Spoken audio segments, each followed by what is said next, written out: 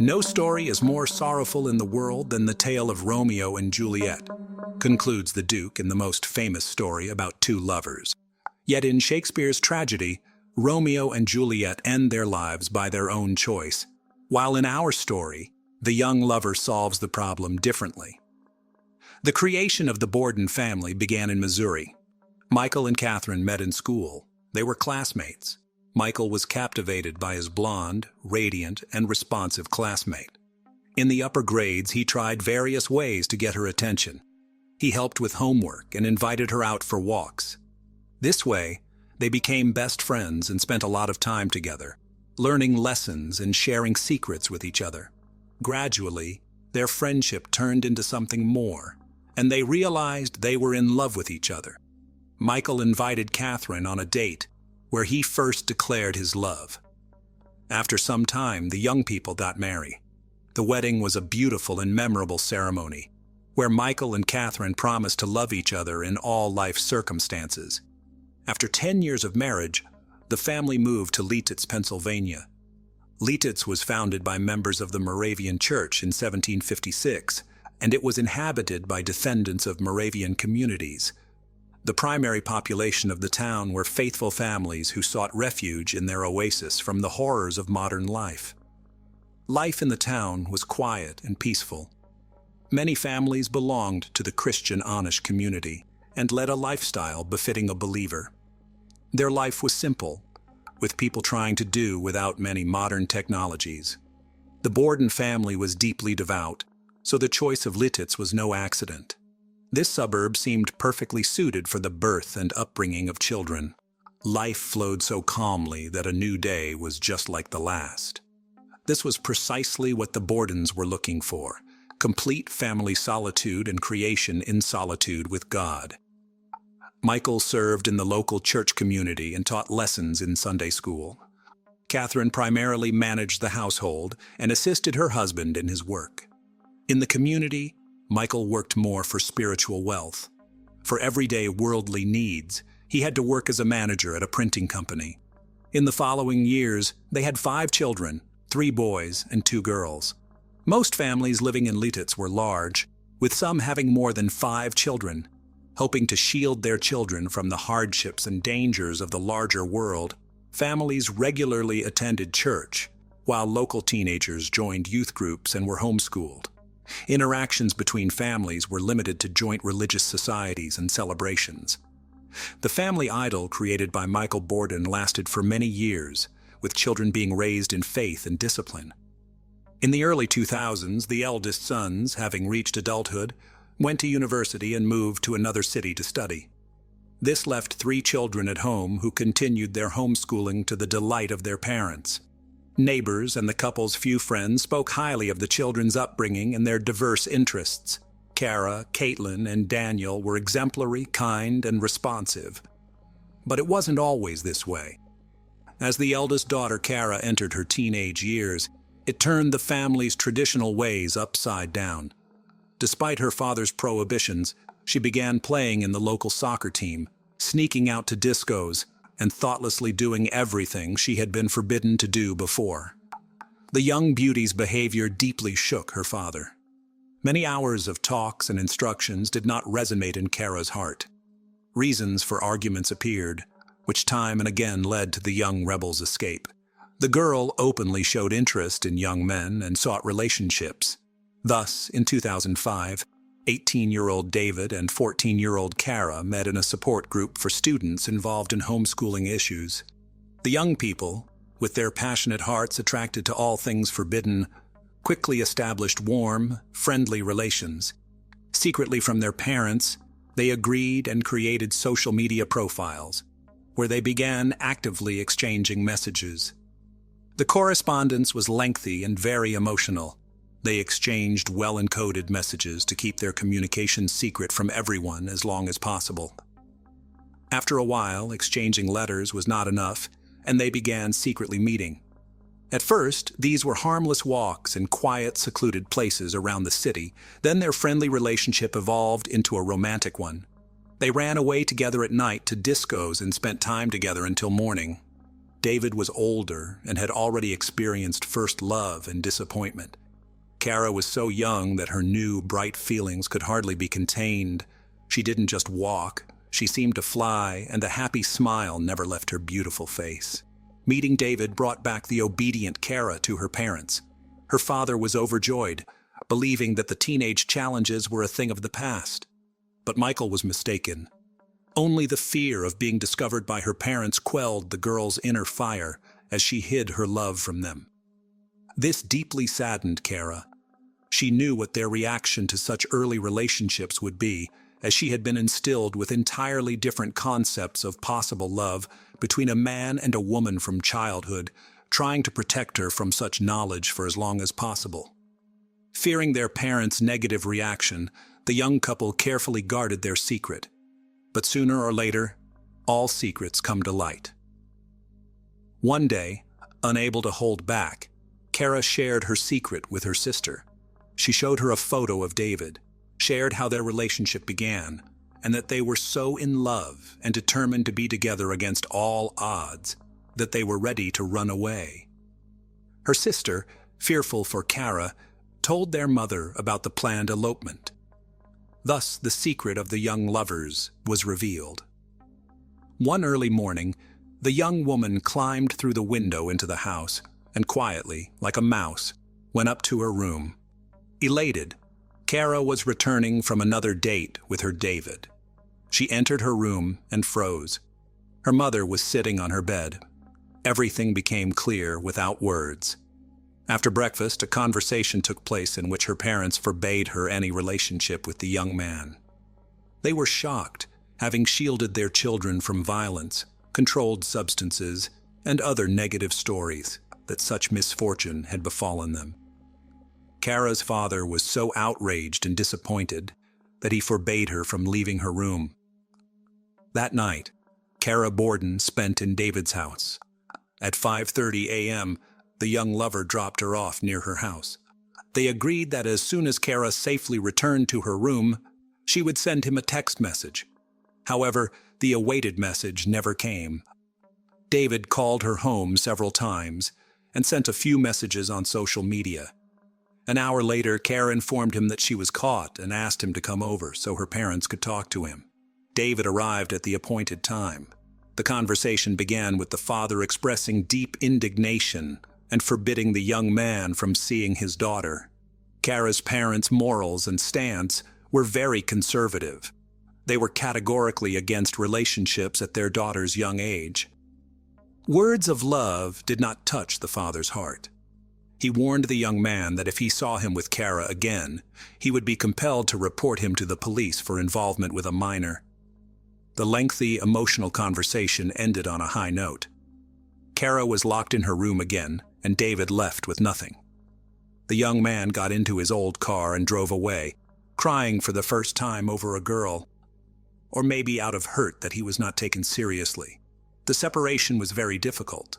The lovers struggled greatly through the long days apart. They couldn't withstand the test of separation, so they devised a plan, deceive everyone by accepting Kara's father's conditions, pretend to break up, but continue their secret love. And they convincingly played the part of former lovers. In public places or at church, they didn't even greet each other. Kara's parents were appeased, convinced they had protected their daughter from a youthful mistake. David missed her terribly. In the evenings, he read Shakespeare, imagining openly serenading his beloved like Romeo. But in the Capulet and Montague tragedy, the lovers could not reconcile their families and receive their blessing. David Ludwig took decisive action. He called Kara's home asking for a meeting with her father. The young man was very serious and asked his beloved to talk about their upcoming marriage. On November 13, 2005, David Ludwig arrived at the Borden residence for a talk with Michael, the father of his beloved Kara. He announced his love for Kara, their ongoing relationship, and their plans to marry. Michael's response was dismissive. "That will never happen." Anticipating such a response and coming prepared, David, fueled by rage, drew a handgun and shot Michael in the back as he was walking towards the front door. Then, David sought out Kara's mother, Catherine, and shot her while she was sitting on a chair. David then searched for Kara in the house, calling out for her, but he couldn't find her. Afterwards, he got into his car and started to drive away when he saw Kara running down the road towards him. She got into the car and told David she wanted to go as far away as possible, get married, and start a new life. The young couple fled the city in the boy's red car. But why would a 14-year-old girl run away with a young man who had just shown such brutality? Wasn't she shocked and scared? Both were considered good kids. How did they turn into criminals? Kara Borden was reported missing for 24 hours after her parents, Michael and Catherine Borden, were found deceased. After reviewing surveillance footage, the police followed the trail of the teenagers. The footage also proved that Kara had not resisted but willingly accompanied David. Charges of abducting Kara were dropped against David Ludwig. Alerts were issued across the east as Pennsylvania and Indiana police investigated sightings of the couple heading west in a red Volkswagen Jetta. Authorities received a tip on Monday morning about a vehicle matching that description parked near a truck stop outside of Fort Wayne. Police headed to the area, but the car was gone. State police were alerted, and patrols spotted the car around noon on I-70 in Belleville.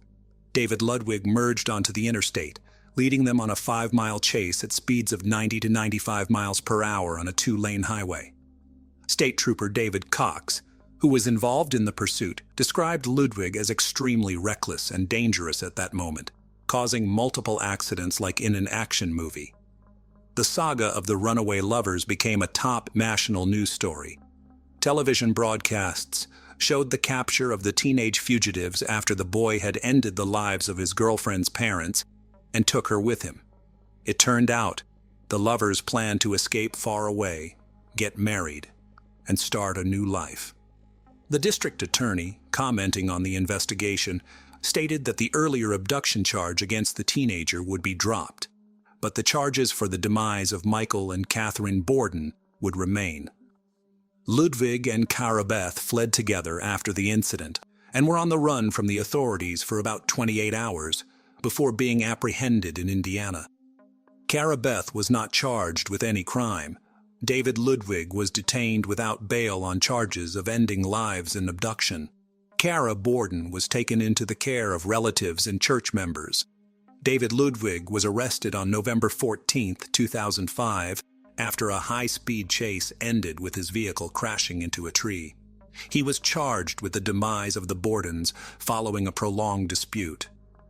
14-year-old Kara Borden faced no charges. On November 16th, David Ludwig was extradited back to Pennsylvania after waiving extradition. The failed Romeo confessed to 2 counts of intentional harm.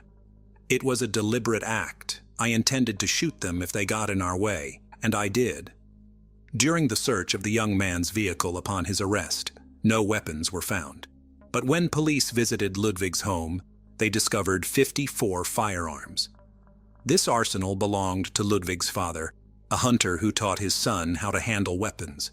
An 18-minute video from a laptop in his home showed Ludwig discussing plans for an armed invasion of another family's home, showing him bringing weapons into the house, though court documents state they abandoned this plan due to too many cars present. The police declared Kara Borden a victim in the case, yet Ludwig filed court documents claiming surveillance footage from various stores along their route would prove she was not abducted. Ludwig did not resist efforts to return him to Pennsylvania. A Pennsylvania judge ordered him held without bail. He was not represented by an attorney during the charge presentation. A preliminary hearing was set for November 23rd. The trial of the young individual responsible for ending 2 adult lives in front of their children was brief, as detailed in court documents. Kara's 13-year-old sister, Caitlin, told investigators that her parents were shot after arguing with David for about an hour. According to court documents, Caitlin saw Ludwig shoot her father, then ran to the bathroom where she heard a second shot, presumably the one that took her mother's life. Ludwig then ran through the house calling for Kara, she told investigators.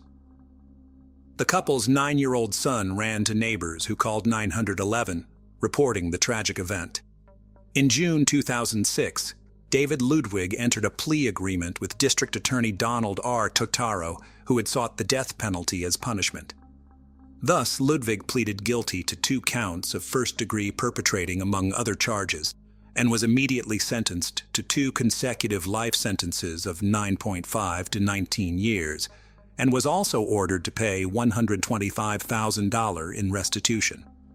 Since 2006, Kara Borden has been under guardianship, represented by a legal counsel.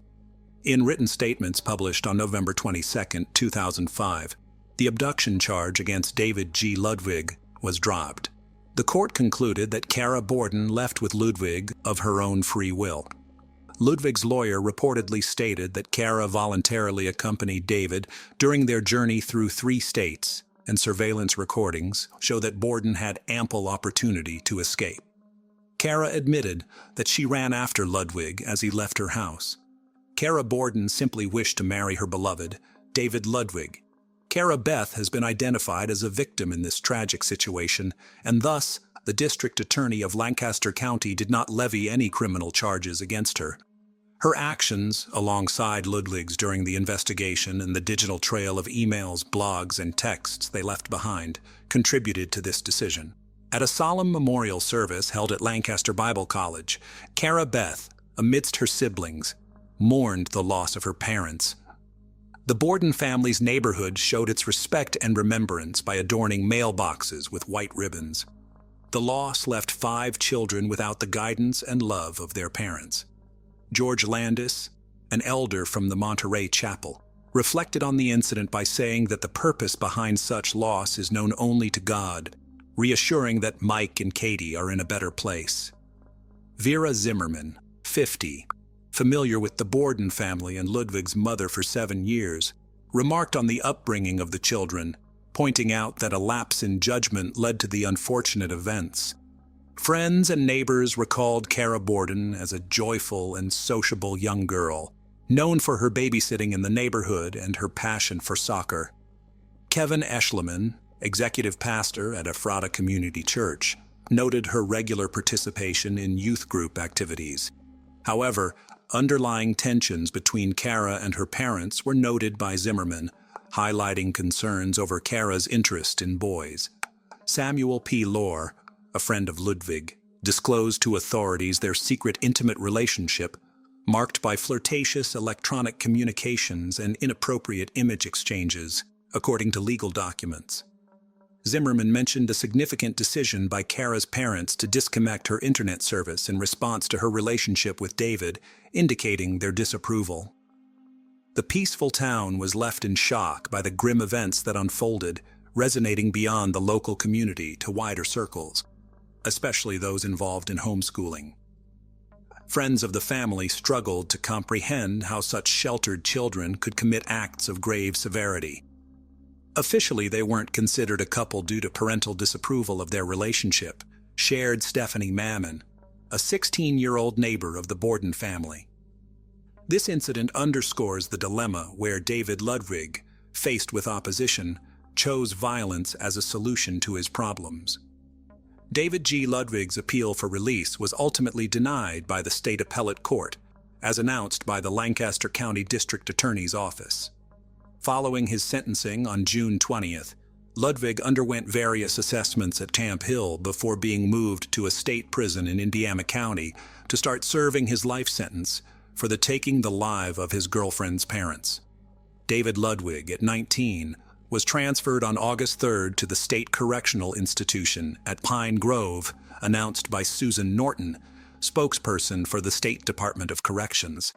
The state chose the Indiana State Prison for Ludwig because of its youthful offender program. Designed for inmates aged 15 to 20, the program aims to teach self-responsibility, discipline, respect for others, and self-worth. According to the Department of Corrections, Pine Grove, opened in 2000, houses some of the state's most challenging young offenders in a therapeutic community setting. Inmates at Pine Grove start their day at 6:10 a.m. with a roll call, followed by a 6:30 a.m. workout session including squats, push-ups, and jogging in place. They returned to their cells at 7:15 a.m. to get ready for breakfast at 7:30 a.m., with lunch at 11:30 and dinner at 4:20 p.m.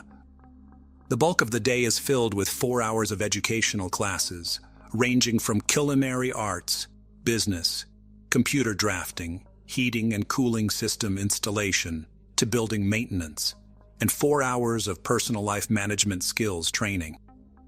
Inmates also participate in the 90-day military-style leadership development program fostering honor, discipline, honesty, and respect.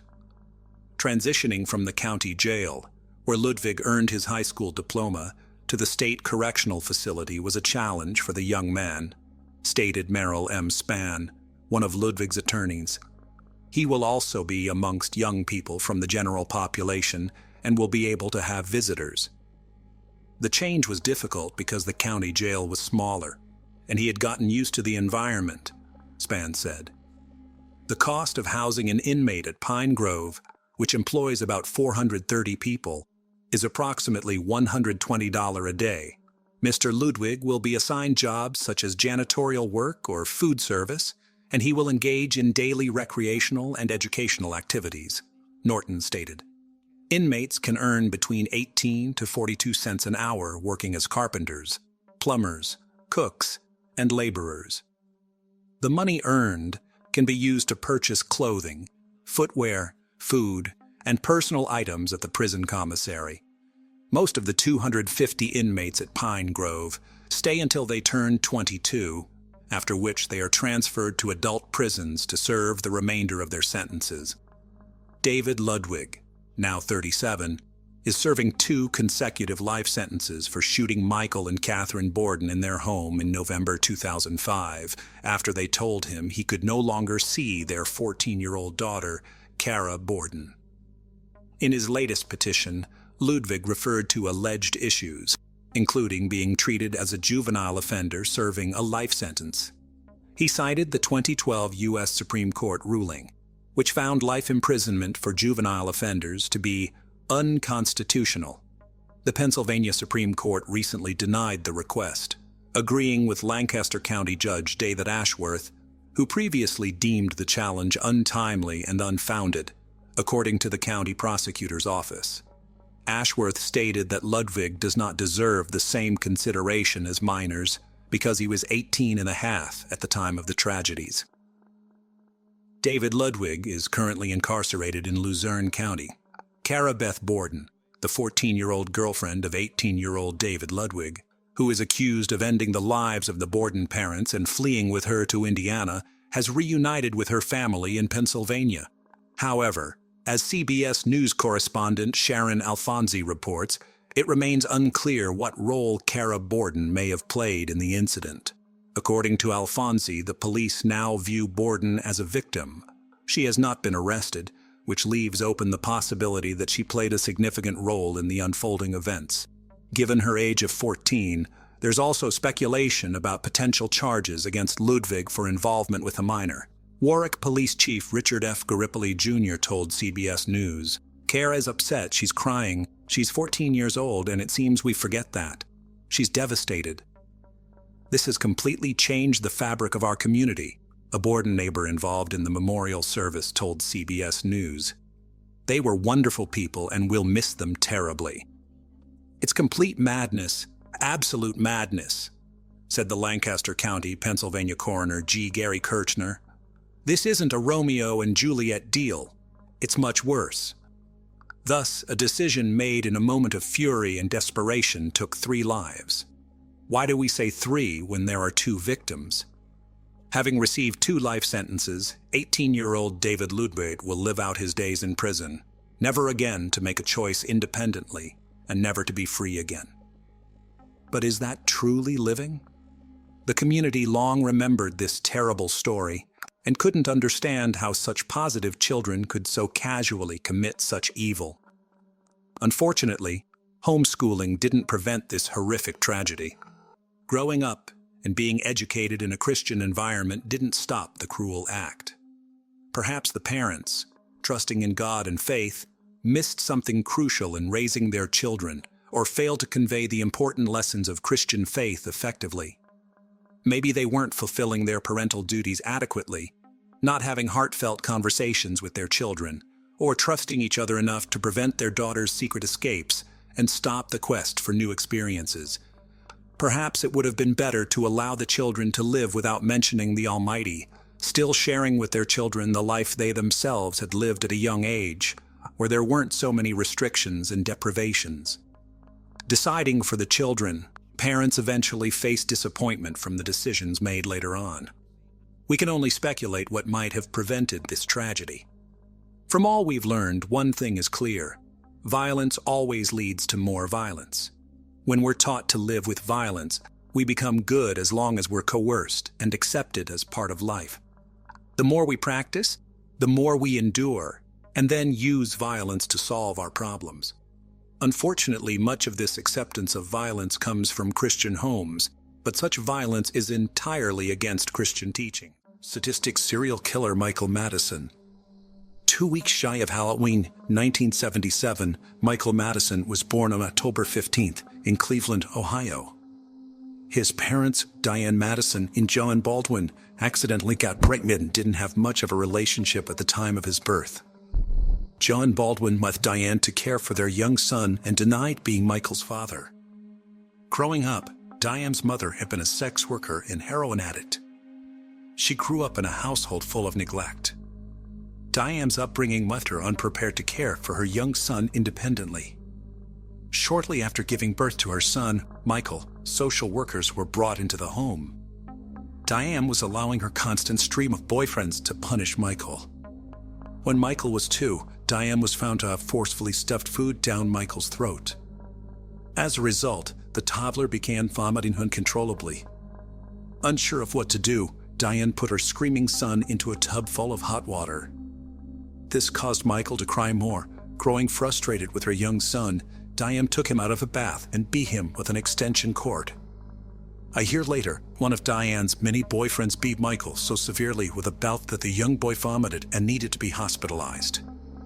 In another horrific incident, Michael was beaten so severely by another one of Diane's boyfriends that he lost hearing in one of his ears.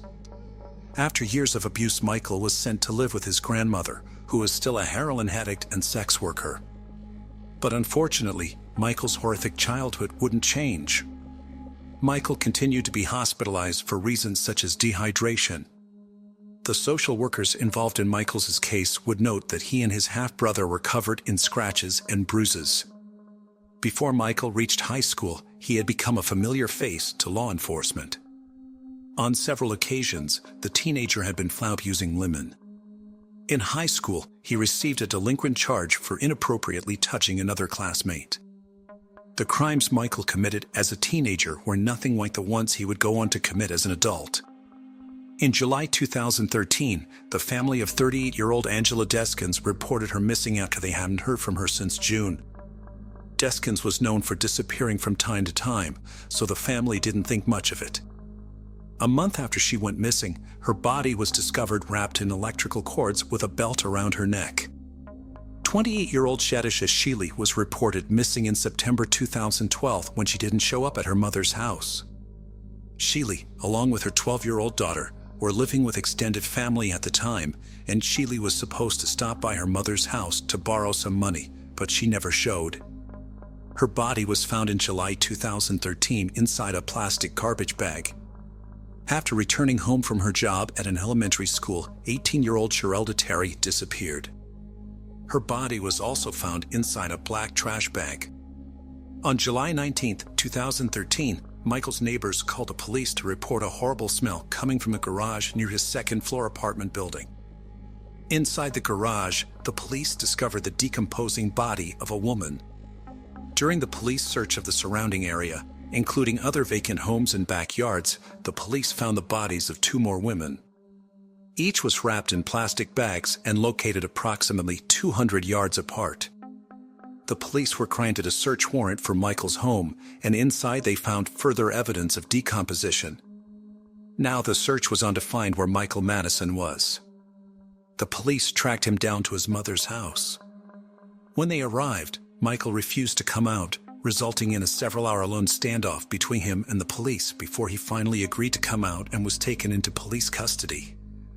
Michael never once showed remorse to the victims' families during the trial. Michael laughed, smiled, and taunted the families. During Shirella Terry's father's victim impact statement, Michael smiled at the distraught father. This set Terry's father off, and he tried to attack Michael but was quickly stopped. Michael didn't stop smiling once during the altercation.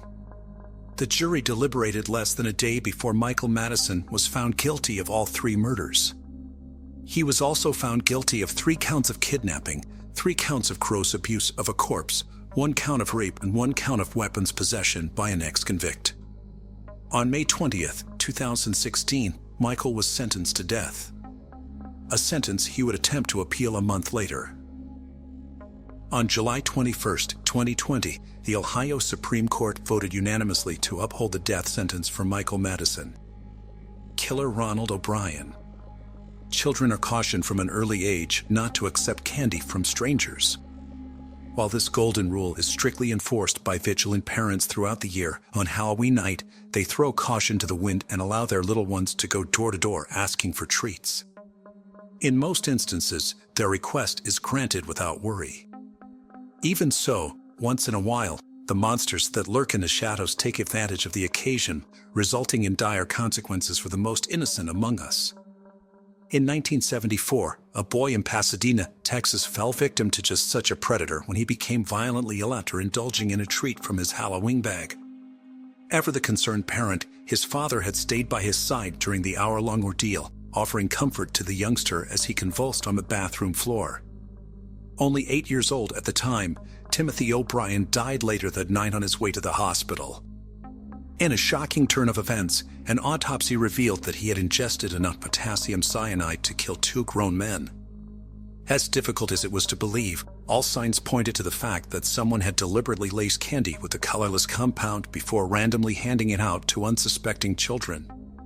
Investigators were convinced that a cold-blooded killer was hiding somewhere in the suburbs of Houston, and they intended to find him.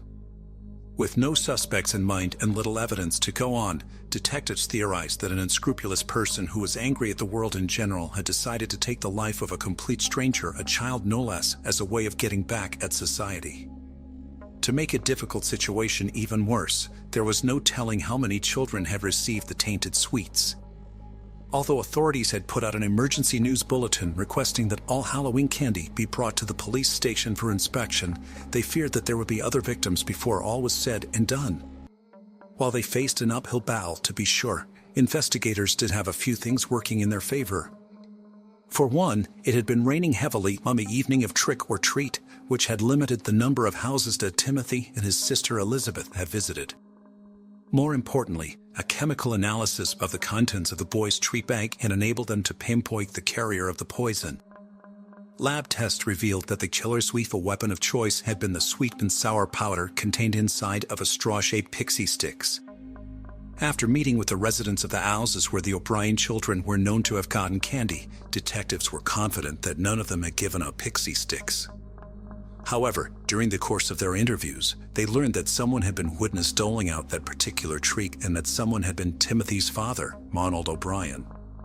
When he was brought in for questioning, O'Brien claimed that a man he had never seen before had emerged from a darkened home and given him several pixie sticks to hand out on his behalf. He added that, after consuming a small amount of the sugary powder, Timothy had complained that it tasted funny. Instead of telling him to throw it out, he had given his son a soft drink to help wash it down. Under the pretense of helping police solve the case, he had readily provided them with the address of the house where the exchange had taken place. Upon speaking with the mystery man, who turned out to be an air traffic controller named Courtney Melvin, officers learned that he had an alibi for the night in question. According to him, he had been at work and had not returned home until well after midnight. When they visited his place of employment, his supervisor confirmed his story and had the paperwork to prove it. In a stunning show of support, 200 of Melvin's coworkers came forward to vouch for his character. Realizing that they had been duped, investigators quickly concluded that this man was not their killer, something that Ronald O'Brien had known all along. A bit of digging into his past uncovered that Ronald O'Brien, who had trained as an optician, was not nearly as respectable as he wanted others to believe. A malcontent who couldn't hold a job, he was drowning in a sea of debt. Not above taking what he wanted, he had been accused of stealing on numerous occasions, usually by former employers. While being shiftless and prone to theft doesn't necessarily mean that someone is capable of murder, the fact that O'Brien had taken out hefty life insurance policies, not one but three, on his children in the months prior to his son's untimely death moved him to the top of the list of suspects. Another nail in O'Brien's self-constructed coffin came when it was discovered that he had phoned the insurance company on the morning after his son's death, inquiring about a payout. As the 8-year-old's body lay in the icy morgue, his father's only concern had been how quickly the money he had coming would change hands. On November 5, 1974, less than a week after Timothy was poisoned, Ronald O'Brien was taken into custody and formally charged with 1 count of murder and 4 counts of attempted murder. To no one's surprise, he pleaded not guilty across the board. He would steadfastly maintain his innocence throughout the trial, despite the damning evidence against him. During the proceedings, a parade of witnesses testified that O'Brien had become fixated on the properties of cyanide in the months leading up to his son's murder. His obsession led him to brazenly ask friends and family alike if they knew where he could purchase the deadly poison. He would also inquire of them if they had any idea how much of the substance it would take to kill a person. In June of 1975, 8 months after little Timothy O'Brien had been laid to rest, his father was convicted of his murder. He was also found guilty in the attempted poisonings of the other 4 children, none of whom had ingested the lethal powder. For his crimes, Ronald O'Brien, whom the press had dubbed the Candyman, was condemned to the electric chair. Down the road, as alternative methods of execution were introduced, his punishment was amended to a more humane death by lethal injection. It had taken the jury just over an hour to decide the fate of the man who had so callously plotted and carried out the murder of someone who had trusted him implicitly. Once the verdict was in, the waiting game began. As it happened, 9 years would pass, more time than Timothy had spent on this earth before his killer would face final justice. During his time on death row, O'Brien was reviled by his fellow inmates who, despite their own misdeeds, considered him to be lower than a snake's belly. Their hatred of the child killer ran so deep that they had thrown a party on the day of his demise to let him know that he would not be missed. After several days of execution, O'Brien was put to death on March 31, 1984, at the age of 39. When asked if he had any last words, he had taken the opportunity to rail against the system that had allowed him to come to such an end. When his death was announced over the loudspeaker, hundreds of people who had gathered outside the prison to celebrate the occasion had shouted trick or treat while throwing handfuls of candy in the air in remembrance of Timothy, a young boy who had paid the ultimate price for his father's greed. Todd Allen Reed, the Forest Park killer. The bodies of 3 women were found in the same stretch of parkland, all within a month of each other. It was not long before police had their man. But is he responsible for more than the 3 murders they convicted him for? 32-year-old Todd Allen Reed was already a registered sex offender when he strangled to death at least 3 women before dunking their naked bodies in Forest Park, a heavily wooded area just west of Portland, Oregon.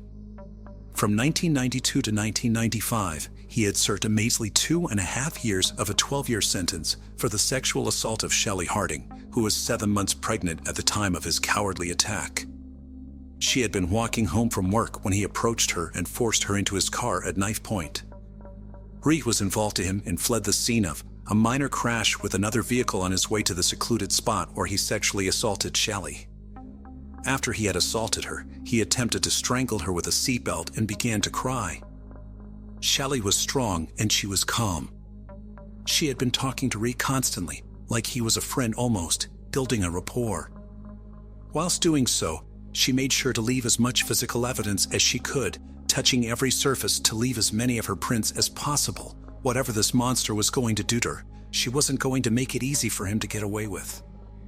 When Reed broke down, she used this to her advantage, and her pleas to be let go and her promises that she would not tell anyone worked. Reed let her go. Not only did Shelley report her abduction and assault, the 2 men that had been in the car that Reed had crashed into also reported the hit and run, They even had his license plate. Reed pleaded no contest and was handed the 12-year sentence. He was registered as a sex offender and, crucially, his DNA was taken and stored in the state crime lab. This would be the golden ticket police needed to catch the Forest Park serial killer 7 years later. Reed was released early as he had built up sentence-reducing credits, half of which were for good behavior.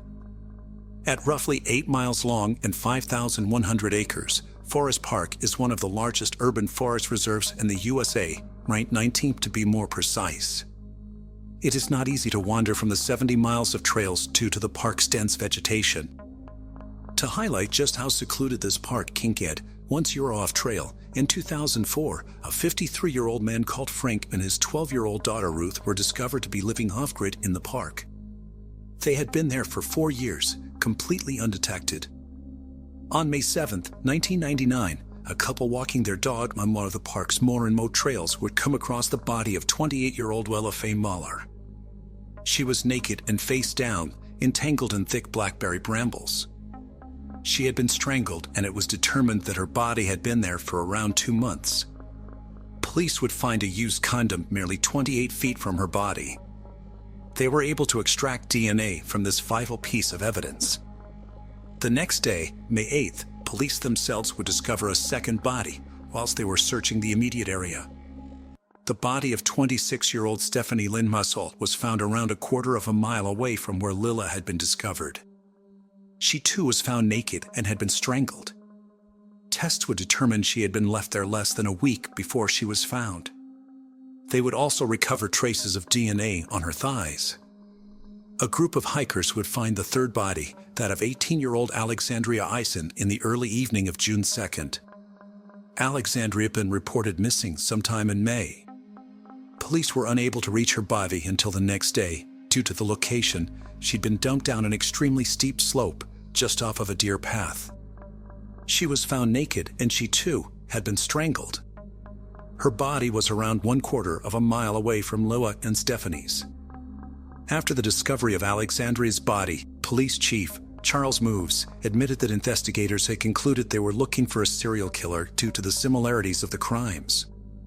Physically, all 3 women resembled each other, but they also had very similar life experiences.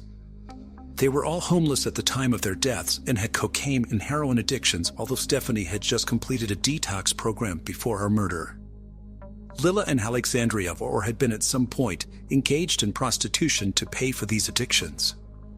All 3 women were known to frequent West Burnside Street. It's also been claimed that Lilla and Stephanie knew each other, although this has not been proven either way. It was determined that all 3 of the women had been murdered elsewhere and their bodies were taken to Forest Park afterwards. Toxicology all showed that they had taken heroin sometime before their deaths. The police response was immediate and it was impressive. A specialist task force consisting of 16 individuals was formed, and they set about scouting bars, reaching out and offering protection to the community being targeted, and 30 additional beds were made available for homeless women during the investigation. Although residents were not happy about the lack of information they were receiving, the police kept their investigation tightly under wraps. Such was their determination to catch this killer. The task force would use the physical similarities of the 3 women to their advantage. A female officer of a similar appearance posed as a prostitute on West Burnside Street to see if they could reel the killer in. And sure enough, Reed took the bait.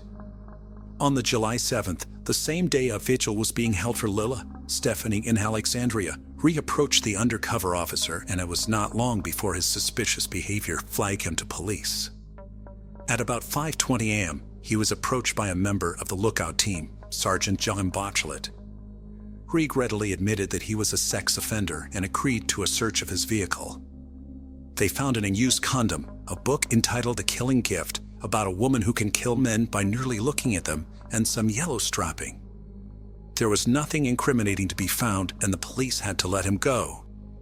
He was not off the hook, however, far from it.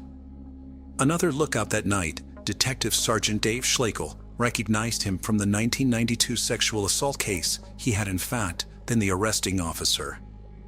Police began 24-hour surveillance of Reed, both at his home and at his place of work. At least once during this surveillance, he was observed driving in circles around West Burnside and Sandy Boulevard. The police swab results came back and confirmed that the DNA from the condom at the Moore crime scene and the DNA found on Stephanie's thighs matched the DNA that was on file for Todd Allen Reed. At around 7:30 p.m. on July 18th, after Reed had left for work, police executed a search warrant at his address, where he lived with his girlfriend. Once the police had left the premises, his girlfriend phoned him to let him know the police had been there. He attempted to make a getaway in the middle of his shift, but it was too late. The police had already arrived.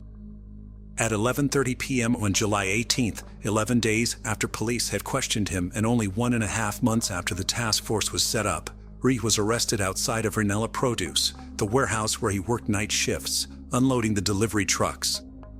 On July 27th, he was indicted on 7 criminal counts in relation to 3 homicides. It emerged that Reed, who had been ordered to serve 8 years post-prison supervision, had actually been kicked out of a sex offender treatment program 2 weeks before his arrest for failure to attend.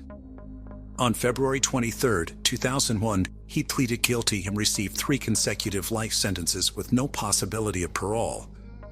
Reed had been facing the death penalty, but his plea deal took this off of the table. Reed is also the prime suspect in 2, possibly 3, other murders in the Portland area. The cases being referred to by Reed are the 1987 cold case murders of 15-year-old Jennifer Lyncher and 12-year-old Mindy Colleen Thomas, and the 1999 disappearance of 19-year-old Alma Vecines. In regards to the murders, Gresham Police Sergeant David Lerwick has been quoted as saying, "Always suspect that he was the person who killed both those girls. We didn't have enough evidence to convict him."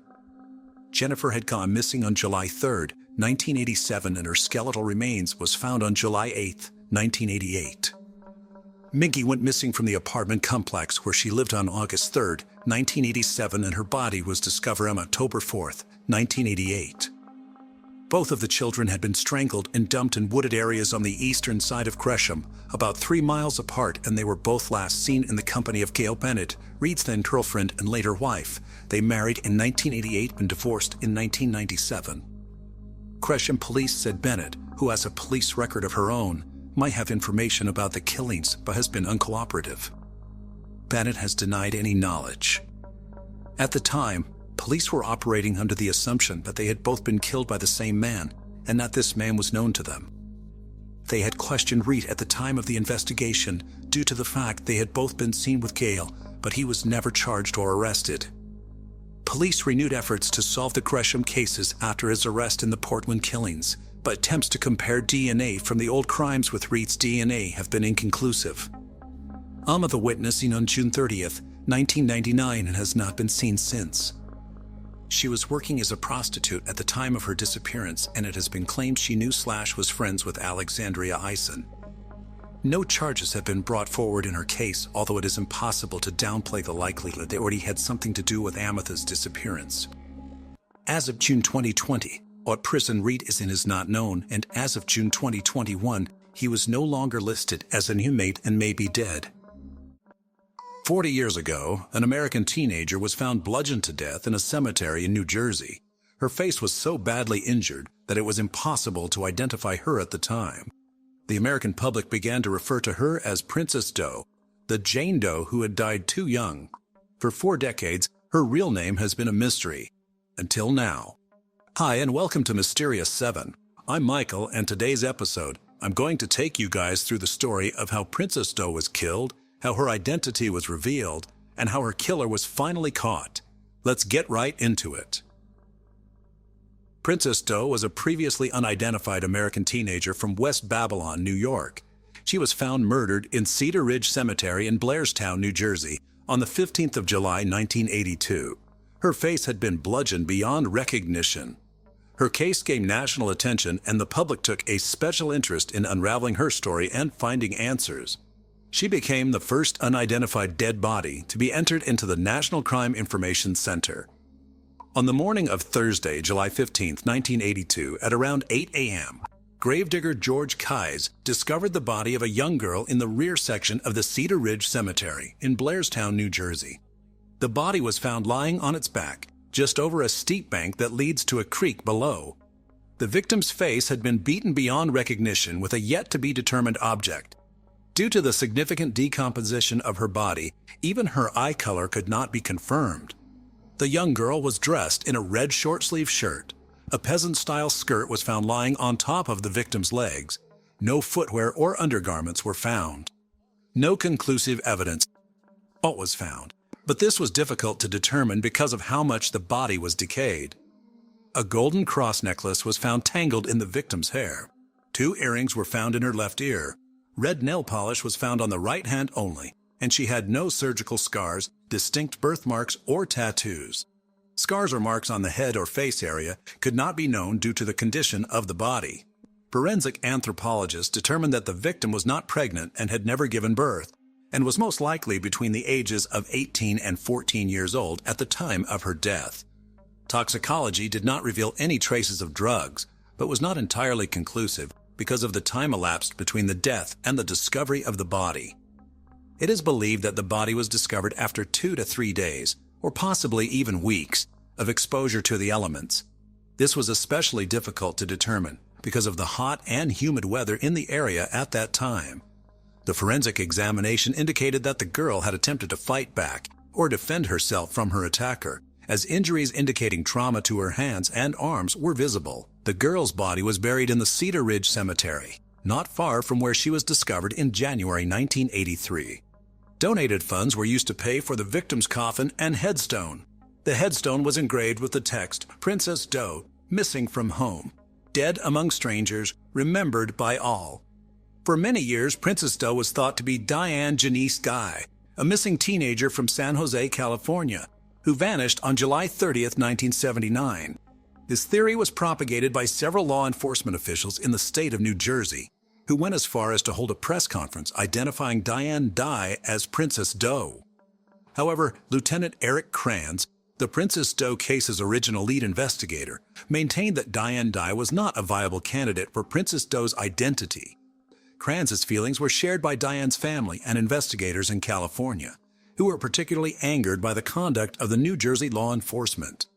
In 2003, Princess Doe's DNA was compared with a DNA sample from Diane's mother, Patricia, and it was conclusively determined that Princess Doe was not Diane Dye.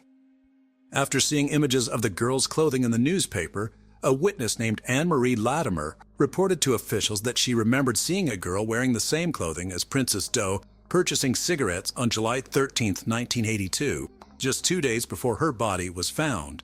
Latimer stated that she was shopping with her daughter at a supermarket across from the cemetery and observed and was able to describe the victim's clothing. The shirt and skirt themselves were traced to a manufacturer in the Midwestern United States, although the brand labels were missing. 3 people reported, after viewing the photos, that they had bought similar clothes at a Long Island store, which is now closed.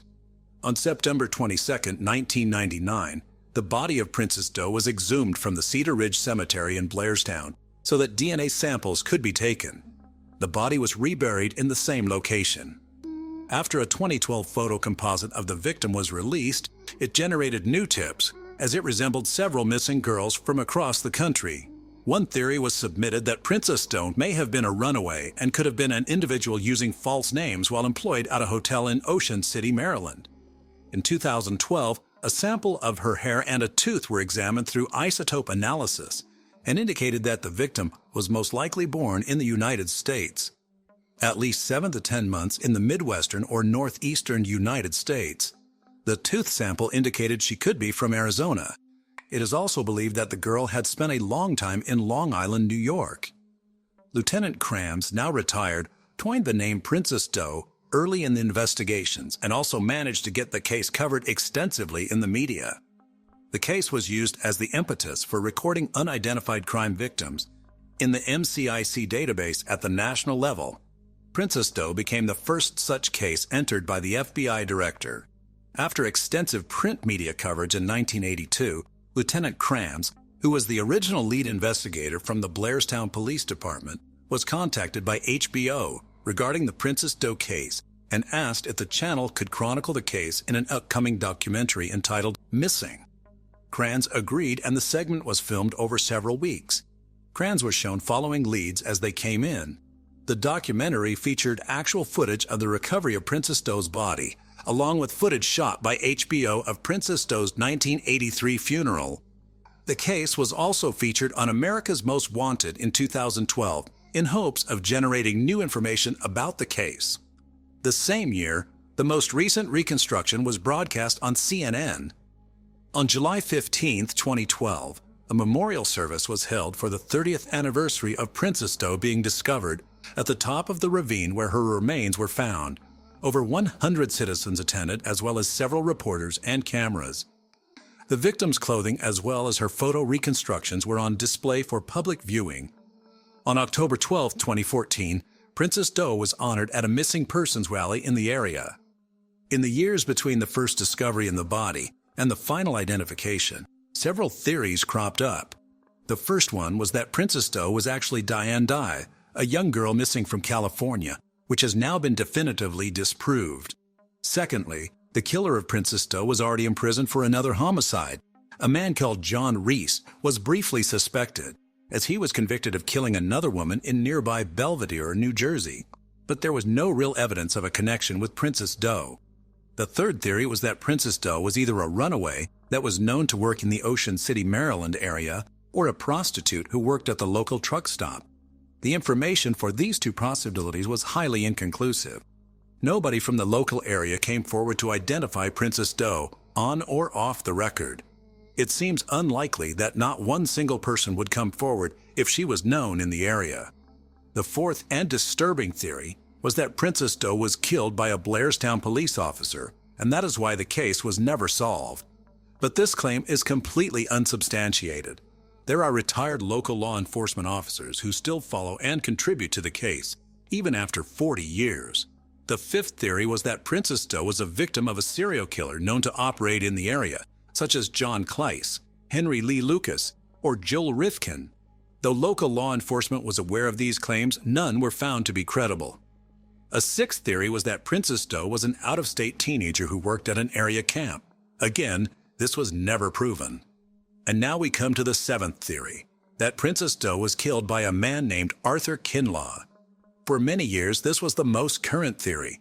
Many of the facts fit the case, and this theory was explored on the America's Most Wanted website. Several New York Newsday articles reference this theory that was published in 1999 and 2000. Mr. Kinlaw was already imprisoned for other crimes, but since Princess Do's body wasn't identified, his involvement in her murder could not be proven beyond a reasonable doubt. Princess Do's body was re-exhumed in November 2020 using a grant, and she underwent DNA extraction for genetic genealogy. In May 2021, investigators were notified by the NCMEC, or National Center for Missing and Exploited Children, who were collaborating with Astria Forensics about obtaining DNA markers from degraded samples of Princess Do's body using a grant. On June 18, 2021, investigators received the news that Astria Forensic agreed to extract DNA and construct a DNA profile. On February 10, 2022, Astria Forensics relayed to investigators that the creation of a DNA data file was successful.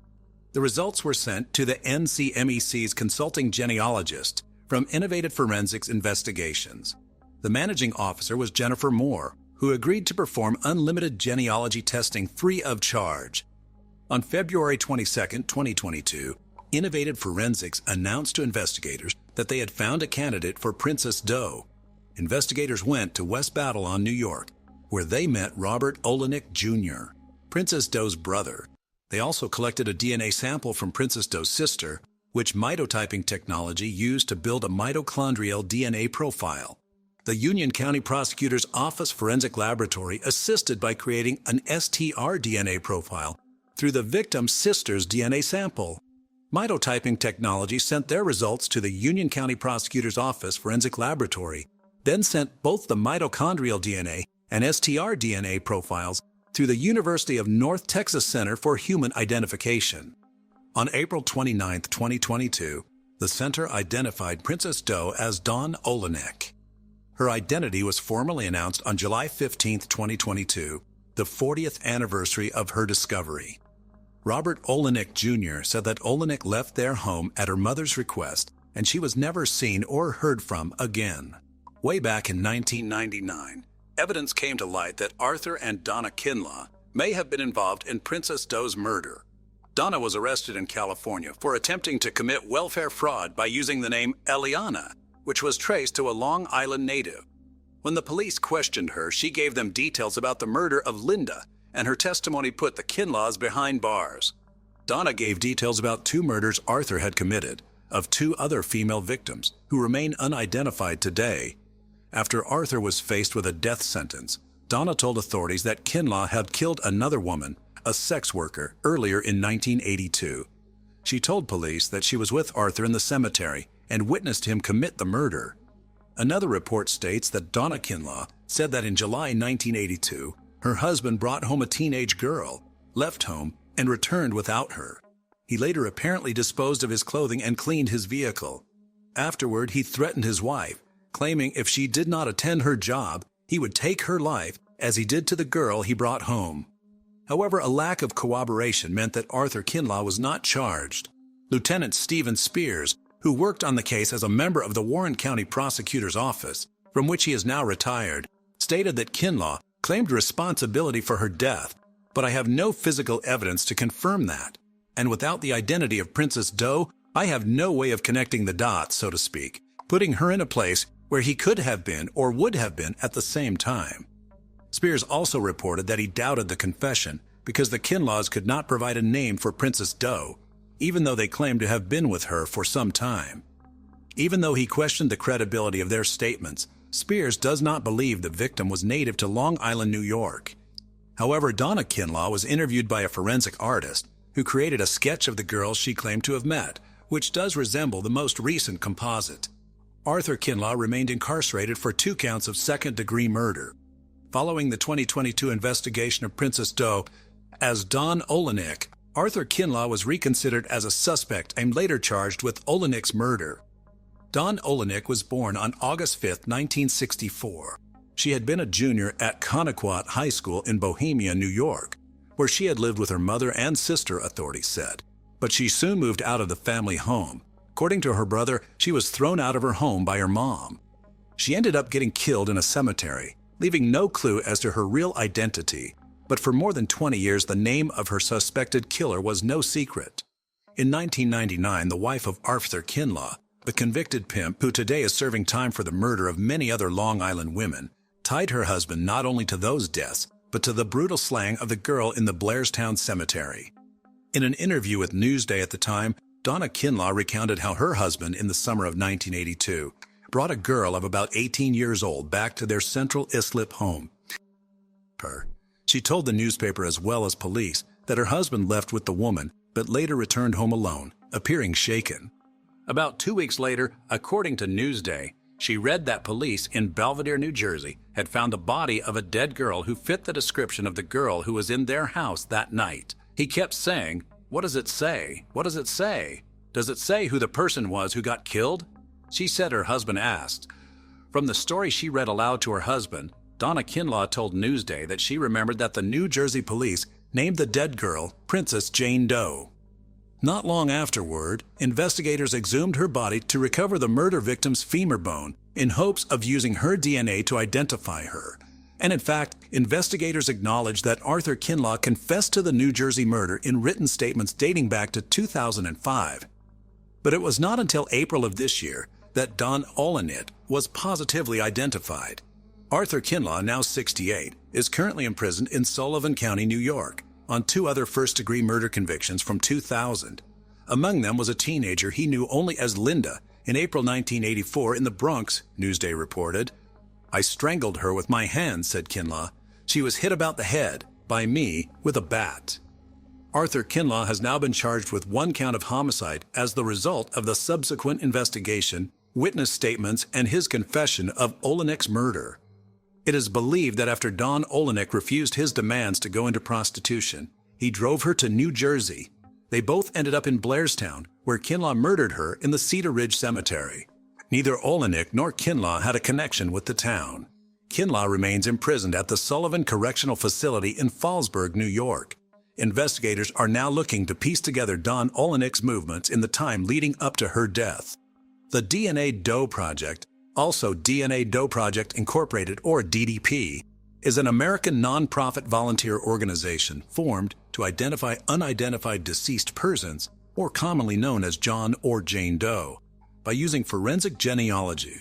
Their volunteers identified victims of automobile accidents, homicides, and unusual circumstances, such as persons who committed suicide under an alias. The group was founded in 2017 by Colleen Fitzpatrick and Margaret Press. Unraveling the mystery of Princess Doe has been a sensational success for genealogical DNA testing of exactly this kind. Sometimes the smallest things make the biggest impact, and for the case of Princess Doe, that was exactly what happened.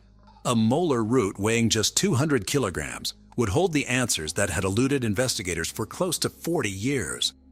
With the help of the National Center for Missing and Exploited Children, Princess Doe's molar and eyelash were submitted to Astria Forensics in 2021 for possible DNA extraction.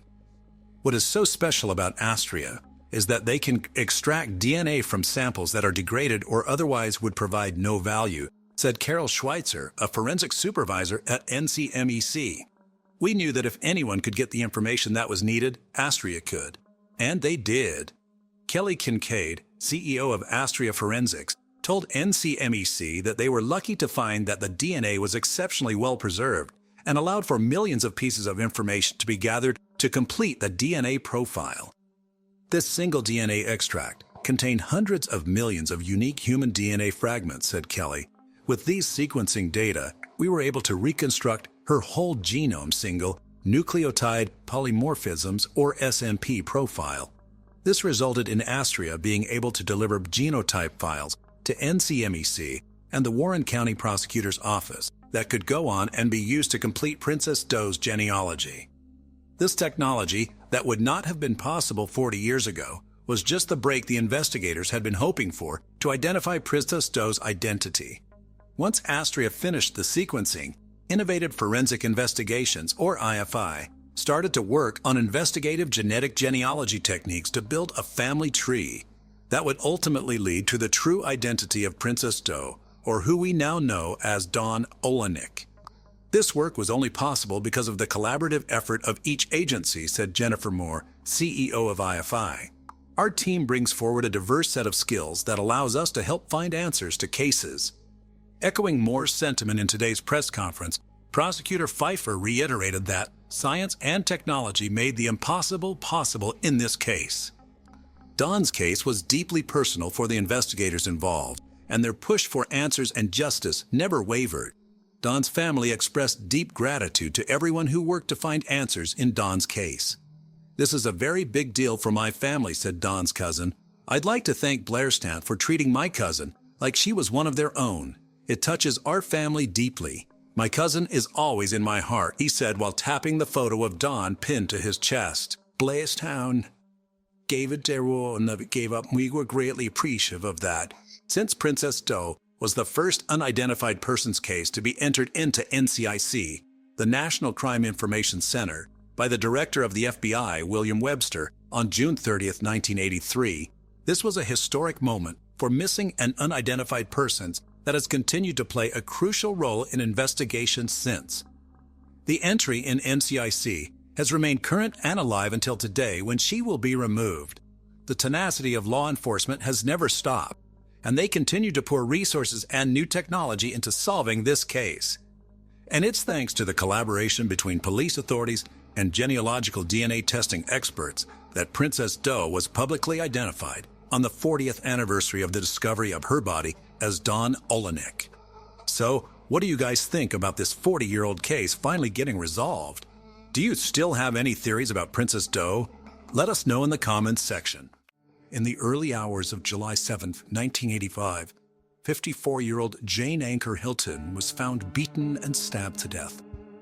She was discovered in a bedroom at her employer's house, a house she moved into only the previous day, seeking refuge from a troubled marriage. Jane was discovered by two fellow housemates and her own daughter, Autumn.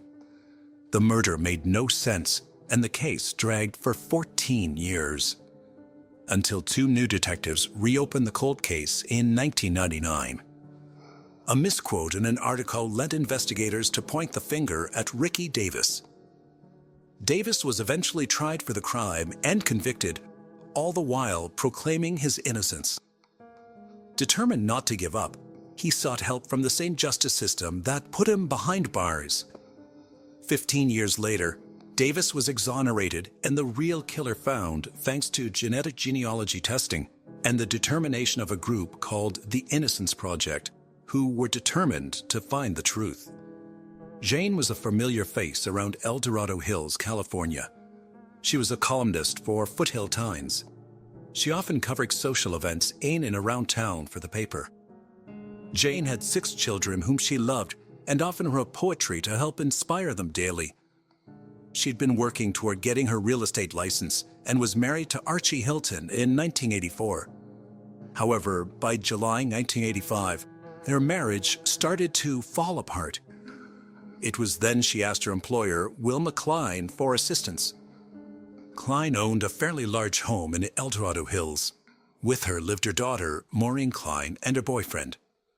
Wilma's grandson, Ricky Davis, and his girlfriend, Connie Dahl, also occupied a room at the house. On July 6, 1985, Wilma welcomed Jane and her youngest daughter, 13-year-old Autumn Anchor, into her home. By all accounts, it was a full house. The first night of her new life would prove to be the night her life ended. At 3:30 a.m., Ricky Davis, then 20, and his girlfriend, 19-year-old Connie Dahl, returned from a party to find Autumn lingering about outside. She told them she was out late and afraid her mother was going to be angry. All 3 made their way into the house. There was blood in the hallway. It was silent as they reached the first room, belonging to Maureen, Ricky's mother. On the bed was the bloody body of Jane Hilton. She was not breathing. Maureen and her boyfriend had gone on a camping trip and were not home at the time. Ricky and Connie called 911. Paramedics and police arrived, but Jane was pronounced dead at the scene. She had suffered 29 stab wounds, was beaten and bitten on her shoulder. It was a senseless murder, and investigators began to interview those closest to Jane. Archie Hilton, Jane's estranged husband, was interviewed and provided detectives with a solid alibi and DNA. Archie had been the logical choice as he and Jane had been going through a rough patch. He, however, said that the marriage was not over and that there was no trouble between them. He was cleared and all leaves went cold. Ricky Davis and Connie Dahl both told investigators they arrived home in the early morning hours and found Autumn waiting outside. When they entered the house, they found the hallway carpet bloody. The blood trail led them to the master bedroom where they found Jane lying dead on the bloodied mattress. They speculated that an intruder may have been responsible for the murder. For 14 years, the case remained unsolved. The cold case reopened in 1999. El Dorado County Sheriff's detectives Richard Strasser and Rick Fitzgerald were tasked with the investigation. After poring over paperwork, they zoomed in on a news article. Connie Dahl, former girlfriend of Ricky Davis and housemate at Jane Hilton, had given an interview to a reporter. She was quoted saying Hilton's body was lying in bed like someone placed her there in the position she would normally sleep in. This statement seemed to contradict a muffled audio recording of a statement that Davis had previously made. Detective Fitzgerald falsely thought he heard him say the body was found on the floor. Dahl was, at the time, serving a jail sentence in Oregon on unrelated charges. Detectives brought her in for an interview and began a 3-hour-long interrogation. Initially, Dahl stuck to her original story. Over the next 18 months, though, she would be interrogated 4 times. Detectives were found to have used techniques known to increase the chances of a false confession. Dahl was systematically forced into incriminating Davis and Jane's daughter Autumn in the murder. Dahl was threatened with a charge of murder. If she cooperated, though, she would be given a lenient sentence of manslaughter and serve only a year. Detective Strasser and Fitzgerald told Dahl that DNA evidence was going to be used to trace the suspect. In truth, no DNA evidence was brought into the case during that period. In truth, testing had not been done on the DNA recovered from the scene. By showing a crime scene photos and using facts from the crime, such as the bike mark on Jane's shoulder, investigators fed Dahl the information they wanted to hear. Over the course of the 4 interviews, Dahl was starting to break.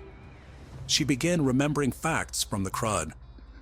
This in turn allowed her to fabricate and create an entirely different account of events from the night of the murder. In one interview, Dahl said that Autumn was present during the murder of Jane and was sprayed with blood.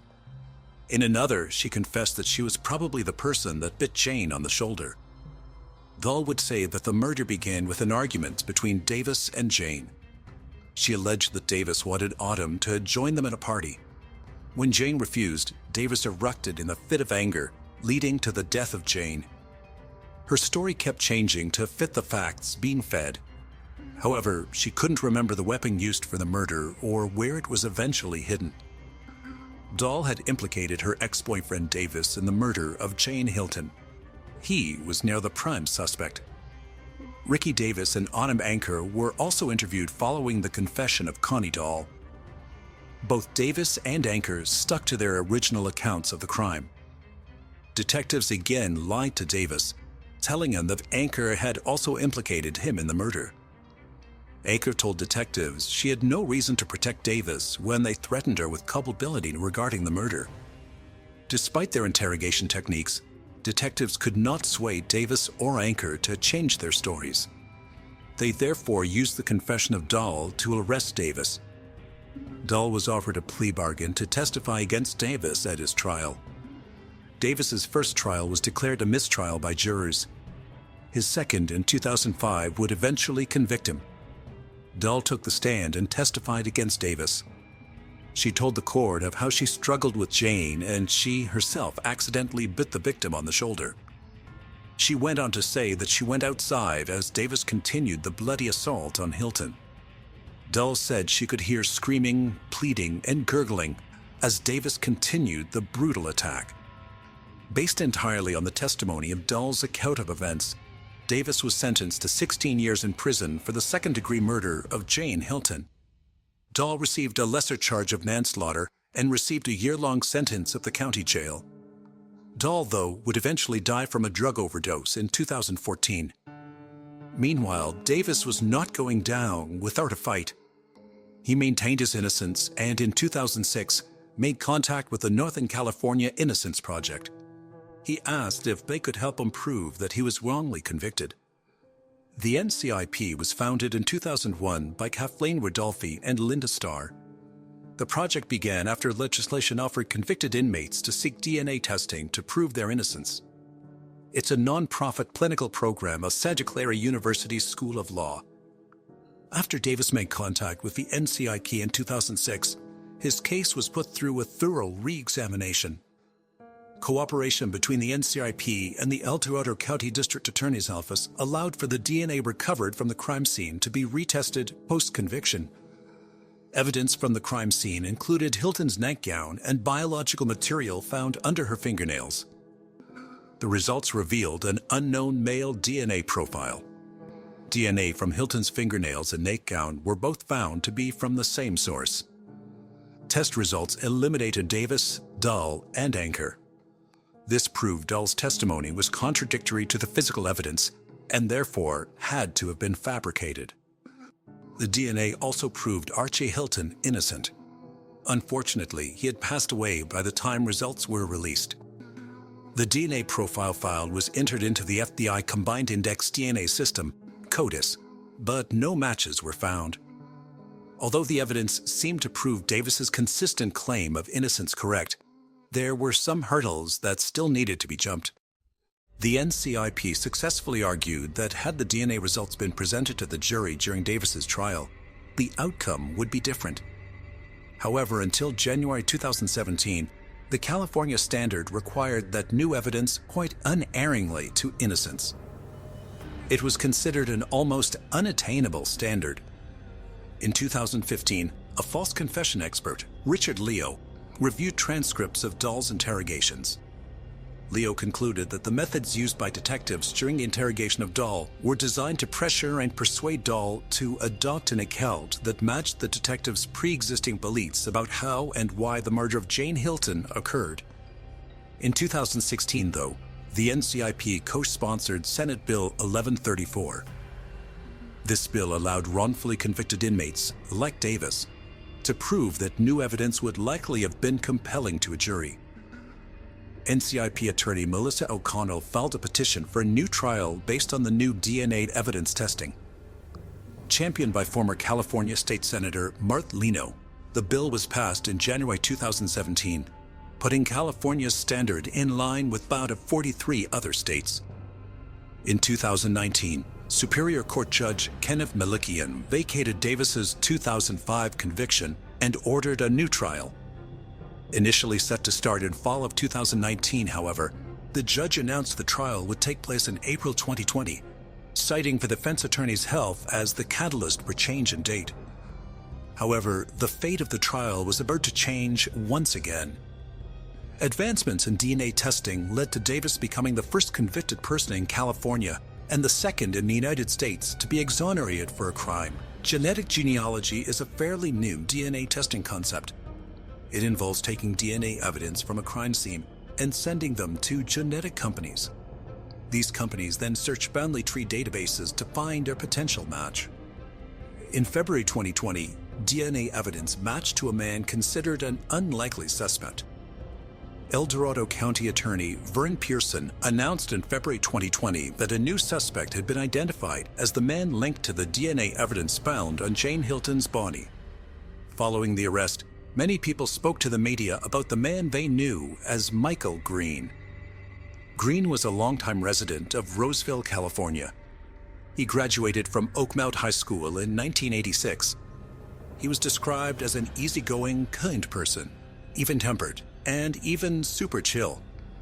One classmate who wanted to remain anonymous could not understand why Green would go to El Dorado Hills and brutally murder a woman.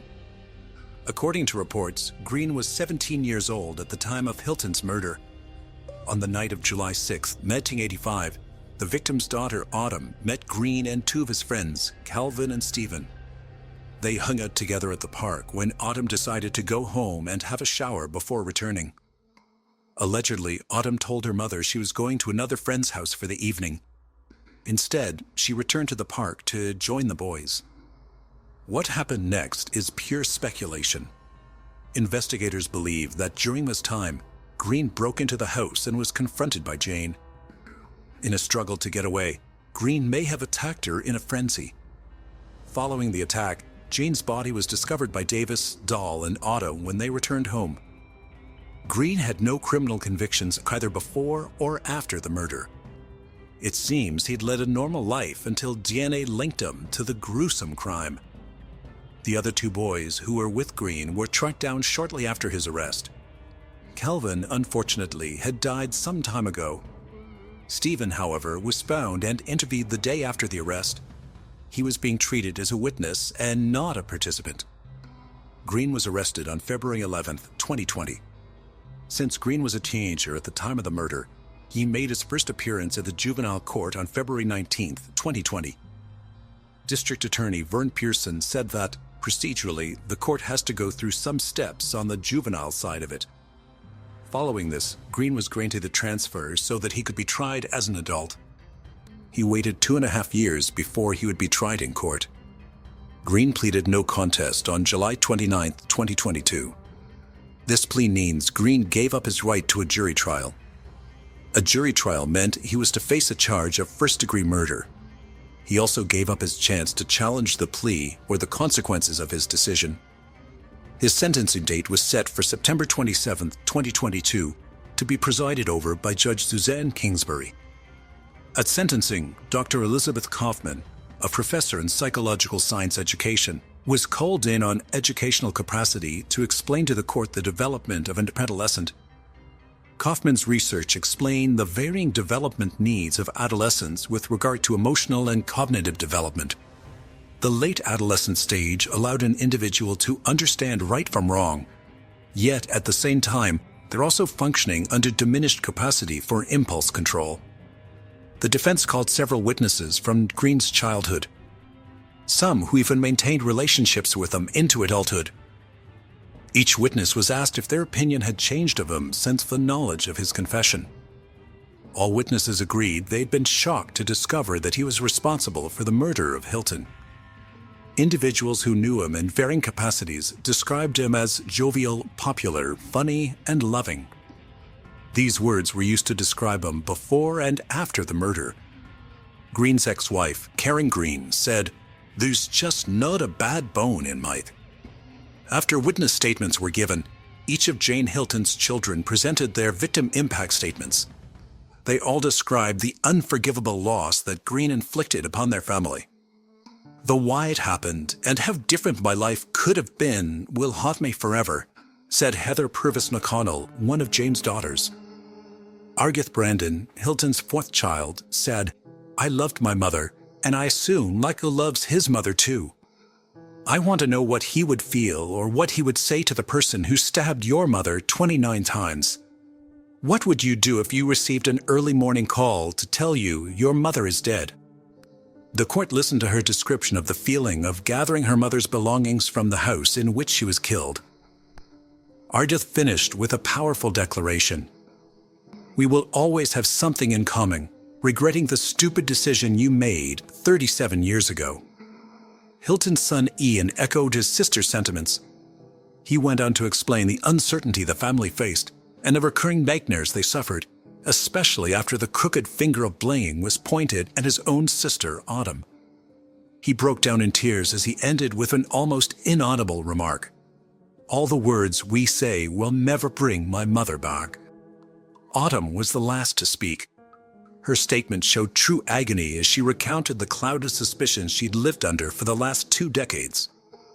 Recounting the day 2 crew-cut thick-mustached detectives came into her house telling her they found the people responsible for her mother's death, she was then repeatedly accused of biting her mother and helping move her body from the floor to the bed.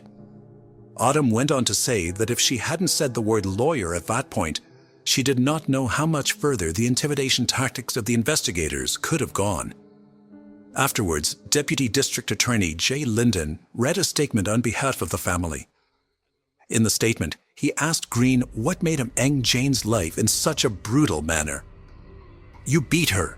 She had numerous wounds around her head and face. By your own words, you kicked her jaw. You bit her on the shoulder. Why was that?"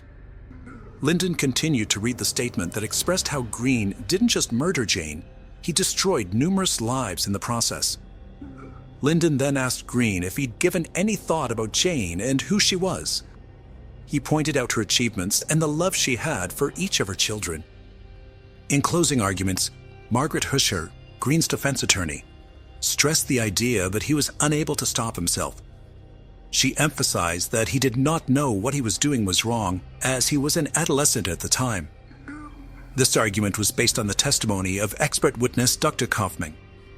She asked that the court show mercy as she read off the multiple penal codes and rules of the court. Judge Kingsbury interjected by saying, "The court is not going to put him on probation," effectively ending any further comment from the defense. In response, Linden thanked the court and said the application for probation was offensive. He said, "It was a smack to this family who had endured this for decades." Linden stated that he already got away with murder for 37 years. Placing him on probation allowed him to get away with more. Judge Kingsbury said she had heard a multitude of arguments about murder cases surrounding adolescent development. She remarked that after her 26 years on the bench, Jane Hilton's murder was by far the most brutal. Before passing her sentence, Kingsbury asked the family for their forgiveness for the trauma they had suffered, although she was not originally assigned the case. She also hoped they would heal from the pain, as it would have been their mother's wish.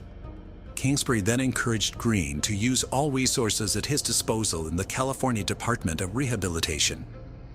"You're the key to the questions these people have. Doing that could ultimately help you with your outcome as it relates to parole," said Kingsbury. In closing, Kingsbury pointed out that she had heard from his friends that there's a great side to him and that he has much to offer. She also said he was young enough to be released and live a productive life. Green was sentenced to 15 years to life and remanded to the El Dorado County Jail. He will then be transferred to the California Department of Rehabilitation. Restitution will be decided after further consideration by the court. Davis was released on February 13, 2020, and planned to celebrate over pizza with his family. His lawyer, Melissa O'Connell, said he will be entitled to more than $750,000 in state compensation for the wrongful conviction. Although the amount was high enough for him to re-enter society and start afresh, O'Connell said it could not make up for the years of freedom that he lost. Davis went on to sue the state for damages covering the period from May 21, 2002 to February 13, 2020, for a whopping $18 million. The lawsuit names El Dorado County, as well as former detectives Richard Strasser, Rick Fitzgerald, Bill Wilson, who's deceased and being sued through his estate, and Larry Hennig. Sheriff's Office pathologist Dr. Robert Anthony has also been included in the complaint. A Village Life newspaper reported that Davis was homeless after being released. The lawsuit is still pending as of 2022. In September 2022, California passed Assembly Bill 2644. This bill would, commencing January 1, 2024, prohibit law enforcement officers from employing threats, physical harm, deception, or psychological manipulative interrogation tactics, as specified during a custodial interrogation of a person 17 years of age or younger. The bill faced opposition, but District Attorney Van Pearson is urging all law enforcement to stop using intimidation tactics. Pearson stated that 10 years ago, he would have viewed the methods used to get a confession differently. However, after seeing the true impact it can have, he believed there is room for change. This also comes after research points to deceptive tactics being used for years by law enforcement that will presume guilt and focus on getting a confession rather than getting the full story. The district attorney is implementing this new policy in his office and is urging other district attorneys to do the same. El Dorado County DA's office will now reject any case where the primary evidence is a confession obtained using threats, lies, or psychological manipulation interrogation tactics. These measures are to ensure that no one is ever again convicted based on a coerced false confession like the case of Ricky Davis. Pearson personally apologized to all involved in the miscarriage of justice caused by the tactics used by Ben investigators into the brutal 1985 murder of Jane Hilton.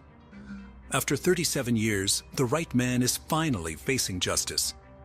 Yet the lives of so many were left broken by mistakes and false accusations. For Jane Hilton's family, hopefully they can now pick up the pieces after being divided over the innocence of their own sister, Autumn. Ricky Davis can never regain the liberty he lost. And Michael Green destroyed not only the lives of the victim's family and friends, but the lives that he touched in the years before and after the murder. What are your thoughts on today's case? Did Michael Green deserve the sentence he received? Does his clean record, minus the murder, make him innocent of intentional murder? How could he let an innocent man take the blame for his actions? Can Ricky Davis ever get his life back on track even when he does receive compensation? And why is it taking so long? 911, where's your emergency? Someone is a robber at a pawn shop. Someone's robbing the pawn shop? And my parents got shot. Where is the robber? He's right here right now. Where are your parents? They're dead on the ground. Come here quickly because I'm afraid. The police immediately rushed to the scene of the crime, hoping to save 9-year-old Andrew and his 14-month-old sister, Naomi. An unknown man had committed a ruthless attack on the priest and his family. Leaving no traces behind, the criminal made it one of the detectives' most challenging cases in the detectives' careers. Fortunately, they managed to find witnesses who had seen everything. Their testimonies helped uncover the truth about what had really happened to the Hawkinsmith family. In 2013, in Danville, Kentucky, 35-year-old priest Michael Hockensmith, who had previously worked as a manager at a local pawn shop, had to take full control of the pawn shop due to the former owner's health condition. As a former priest, Michael had always been honest with people. He easily found common ground with others and was always willing to help. When he decided to get married, no one doubted his choice. Angie was his first love, and everyone saw her as a very sweet and kind girl. Michael literally worshipped the ground she walked on. When the couple had children, their relationship became even stronger. Together, they were a very happy family. As the Hockensmith family expanded, so did their business. The pawn shop, ABC Gold, Games and More, became a successful family venture, attracting regular customers like broker Dan Smith, with whom they often conducted business on Fridays. Life seemed perfect for the Hockensmiths until one day in 2013 when an unknown man decided to disrupt their peaceful existence.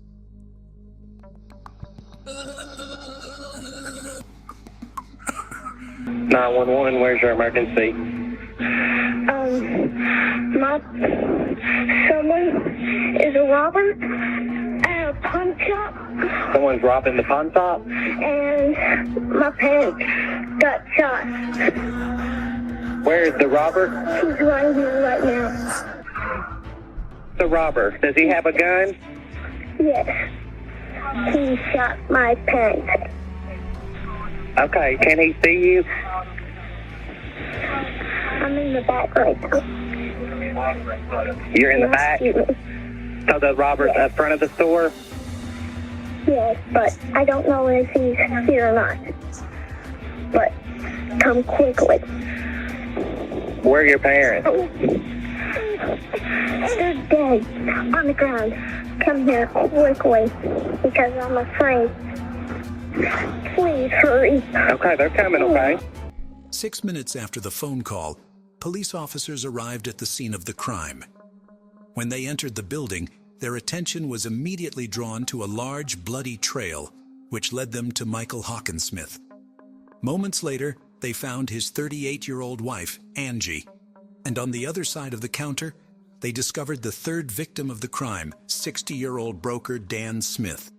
All three victims had gunshot wounds to the head and torso. A few minutes later, officers found Andrew Hockensmith and his little sister Naomi hiding in a closet. The officers' accounts indicated the unimaginable horror these young children had endured. Suddenly, the 9-year-old boy and his 14-month-old sister were left orphaned, having lost both parents. Upon examining the crime scene, police found 14 spent .22 caliber shell casings and 3 intact bullets, along with a briefcase that belonged to Dan Smith. The victim's personal belongings and all the cash in the register were left untouched, suggesting that robbery was not the motive for the crime. Unfortunately, there were no surveillance cameras in the pawn shop, posing a significant obstacle to the investigation. The police had no choice but to rely on finding potential witnesses to the crime. An employee of the nearby Rainbow Cleaners was able to describe a car that had parked near the building that morning. It was a silver minivan, driven by a large man with a thick beard. While one group of investigators searched the surrounding area, another informed the closest relatives about the tragedy that had befallen their loved ones. Michael's parents found it difficult to accept the circumstances that someone in their right mind could wish harm to their children. Nevertheless, they tried to find any positive aspect in the situation, and the fact that their grandchildren had survived could not but rejoice them. If it hadn't been for Andrew and Naomi, I think it was worth. Soon, the tragic news reached the daughter of the third victim, Dan Smith. He was involved in buying precious metals and skillfully adapted to the specifics of his work, easily finding common ground with different people. His business involved handling large sums of cash, sometimes exceeding hundreds of thousands of dollars. This led the police to consider the theory that Dan Smith himself could have been the primary target of the criminal. Tracking the man's movements revealed that before he arrived at the ABC Gold, Games and More pawn shop, he had visited Lawson's jewelry store in Harrodsburg, located 10 miles northeast of Danville. In the jewelry store, investigators found a surveillance camera positioned on the far wall to capture every visitor entering and exiting the store. They hoped that the recording would help them determine if anyone had been following Dan Smith. Smith entered the store at 8:16 in the morning, and there were no other customers in the building at the time. He was carrying the same briefcase that was later found at the ABC Gold, Games and More pawn shop. After greeting the woman behind the counter with a smile, headed to the back of the store. Sometime later, Dan Smith reappeared on the footage, coming out from the back of the store, saying something to an elderly woman who had just entered, and then immediately leaving. It was a typical day in the life of the jewelry store. The external camera recording showed nothing suspicious. The police were left to helplessly monitor the man who had no idea he would soon be at the center of a tragic event. Meanwhile, 9-year-old Andrew Hockensmith was taken to the police station to give his testimony.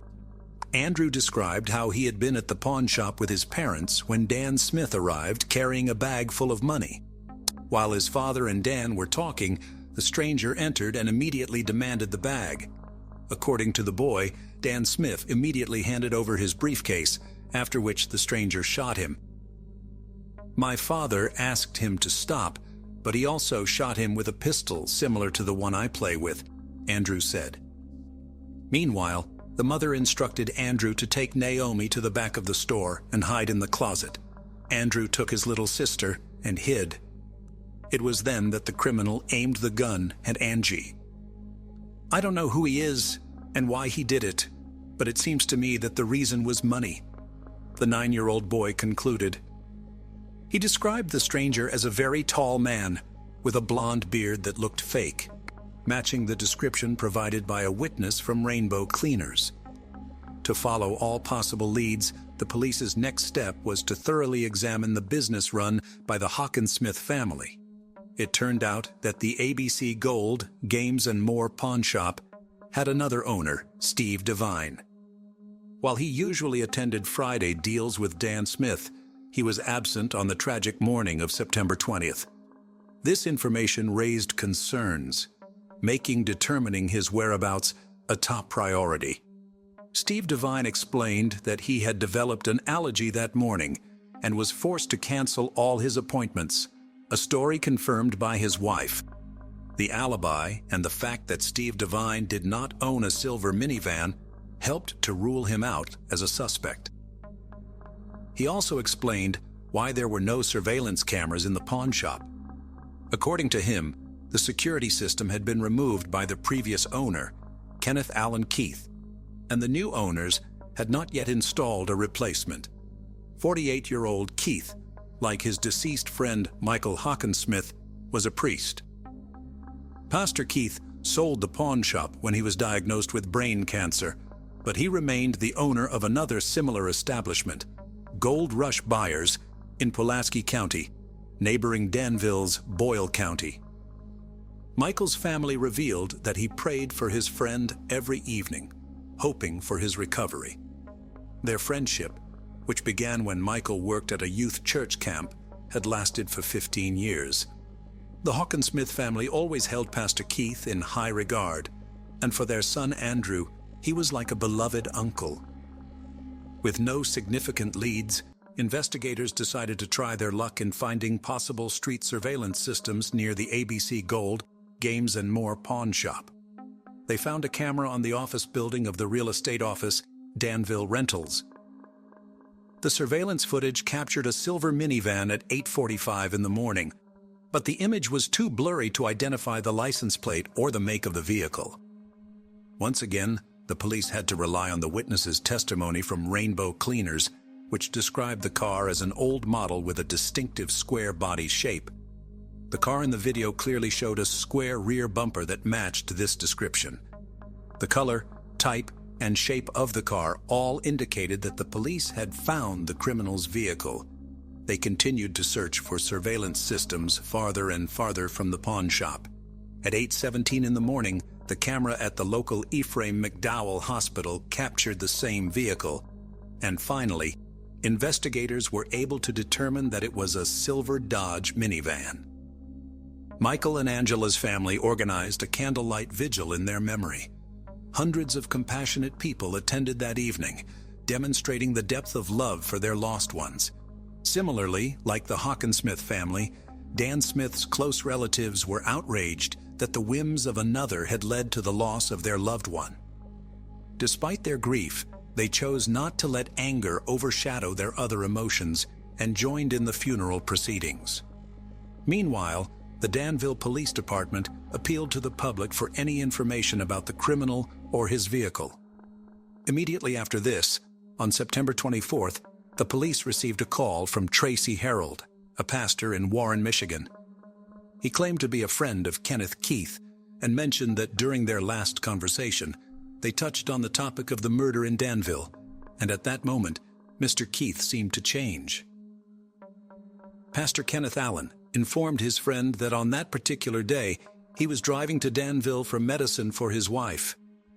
He also expressed a sense of guilt for what happened, as he had given Michael Hockensmith the opportunity to become the owner of his former business. Keith put forward the theory that Dan Smith himself could have been the main target of the attacker. Keith explained that Dan would come to him every Sunday to pawn all his gold, always carrying large sums of cash with him. Keith speculated that someone might have tracked Dan's route and ultimately targeted him, but there was more to the story. As it turned out, the pastor's relationship with the Hockensmith family was not as everyone had believed. Between you and me, brother, they were crooked people. They went into it with the whole point from day one to take over that business from me. These words raised suspicions, leading to Pastor Keith being added to the list of suspects. To verify his alibi, investigators decided to review the surveillance footage from the Good Neighbor Pharmacy, where, according to the pastor, he bought medicine for his wife. At 9:24 in the morning, a man entered the pharmacy, indeed Pastor Kenneth Allen Keith, but he looked nothing like the man who had committed the triple attack just minutes earlier. He was not wearing a green jacket or a beard, which were distinctive features of the assailant. However, this did not rule out his involvement in the attack. There was a 7-minute gap between Andrew Hockensmith's call to the police and the pastor's arrival at the pharmacy. The police decided to check if it was possible to travel from the crime scene to the Good Neighbor Pharmacy in such a short time. They found that the trip took about 5 minutes in total, so it was plausible to commit the murders, quickly get into a car, and reach the pharmacy to establish a solid alibi.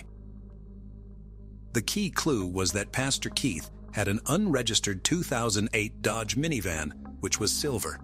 However, all the evidence found was circumstantial, and it was not enough for an arrest. So, investigators turned to Tracy Harold to participate in a series of fake phone calls aimed at the suspect. Luckily, Tracy agreed. During these calls, Pastor Keith finally revealed his true feelings towards the Hockensmith family. When somebody's being murdered in such a heinous way as what this was, you want to make them, out to be saints. I understand that. Mm-hmm.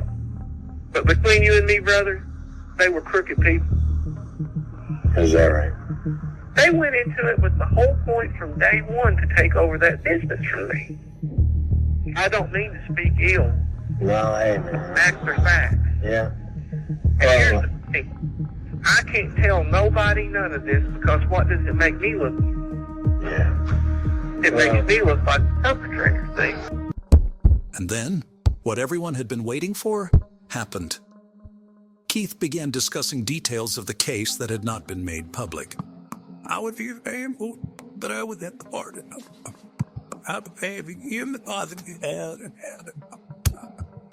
Following that, Pastor Kenneth Keith explained that he left Danville and returned to Somerset. He then took his car to the car wash to prepare it for a planned family vacation. At 10:50 in the morning, Keith was seen on camera walking down the hallway to the cashier's counter with a noticeable smile. It seemed clear that he was not involved in the dreadful crime that occurred earlier that morning.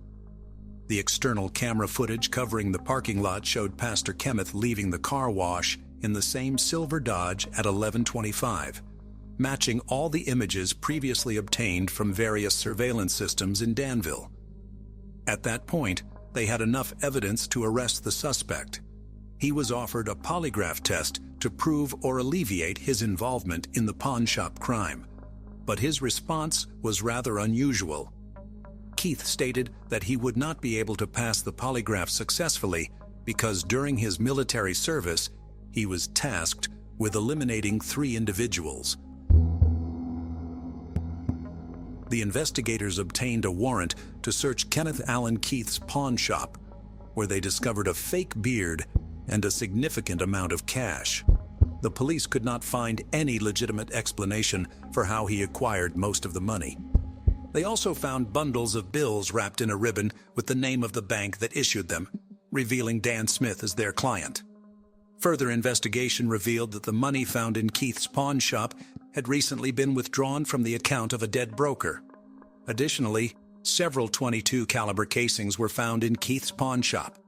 According to ballistics analysis, they were fired from the same weapon used to shoot the parents of young Andrew and Naomi. Based on all the evidence found, Kenneth Allen Keith was charged with 3 counts of deliberate homicide and first-degree robbery. It turned out that Pastor Keith believed that Michael Hockensmith and Steve Devine had conspired to get rid of him from the business. Knowing that Dan Smith carried large sums of money, Keith decided to exact his revenge on the day of their planned meeting at the pound shop. Keith aimed to mislead law enforcement into thinking the crime was motivated by robbery. In reality, Michael Hockensmith and his partner Steve Devine had no involvement in the imagined conspiracy against Keith. During the investigation, no evidence of discreditable activities by Michael Hockensmith and Steve Devine was found. On September 20th, the criminal arrived in Danville in his silver Dodge Caravan. He circled the pawn shop for a while until he noticed Dan Smith's car parked nearby. The first victim was the broker himself, followed by Michael and then Angela Hockensmith. The pastor then took all the cash from Dan Smith's case and calmly left the crime scene, stopping at the Good Neighbor Pharmacy to be captured on its surveillance cameras and secure an alibi. His decision to go to the car wash was another attempt to remove traces and destroy any evidence that might have been left on his vehicle. In 2017, just before the trial, Kenneth Allen Keith pleaded guilty to all charges. He was sentenced to life imprisonment without the possibility of parole. Before the trial, investigators obtained medical documents from the Veterans Hospital and discovered that the pastor had never had a brain tumor. How could someone who seemed so spiritually inclined commit such a heinous crime? Furthermore, how was he going to live with the knowledge of what he had done? The events discussed in this video took place in 2007 in the state of Kansas, and although 16 years have passed since then, this high-profile case has yet to come to a conclusion. On January 5th, 2007, 19-year-old Jody Sanderholm, who lived with her parents in Arkansas City, went to a dance rehearsal that was held at the college where she was attending. On that day, Jody did not return home and stopped answering her phone. Such behavior was unusual for her, so her parents immediately became concerned and decided to file a missing persons report with the police.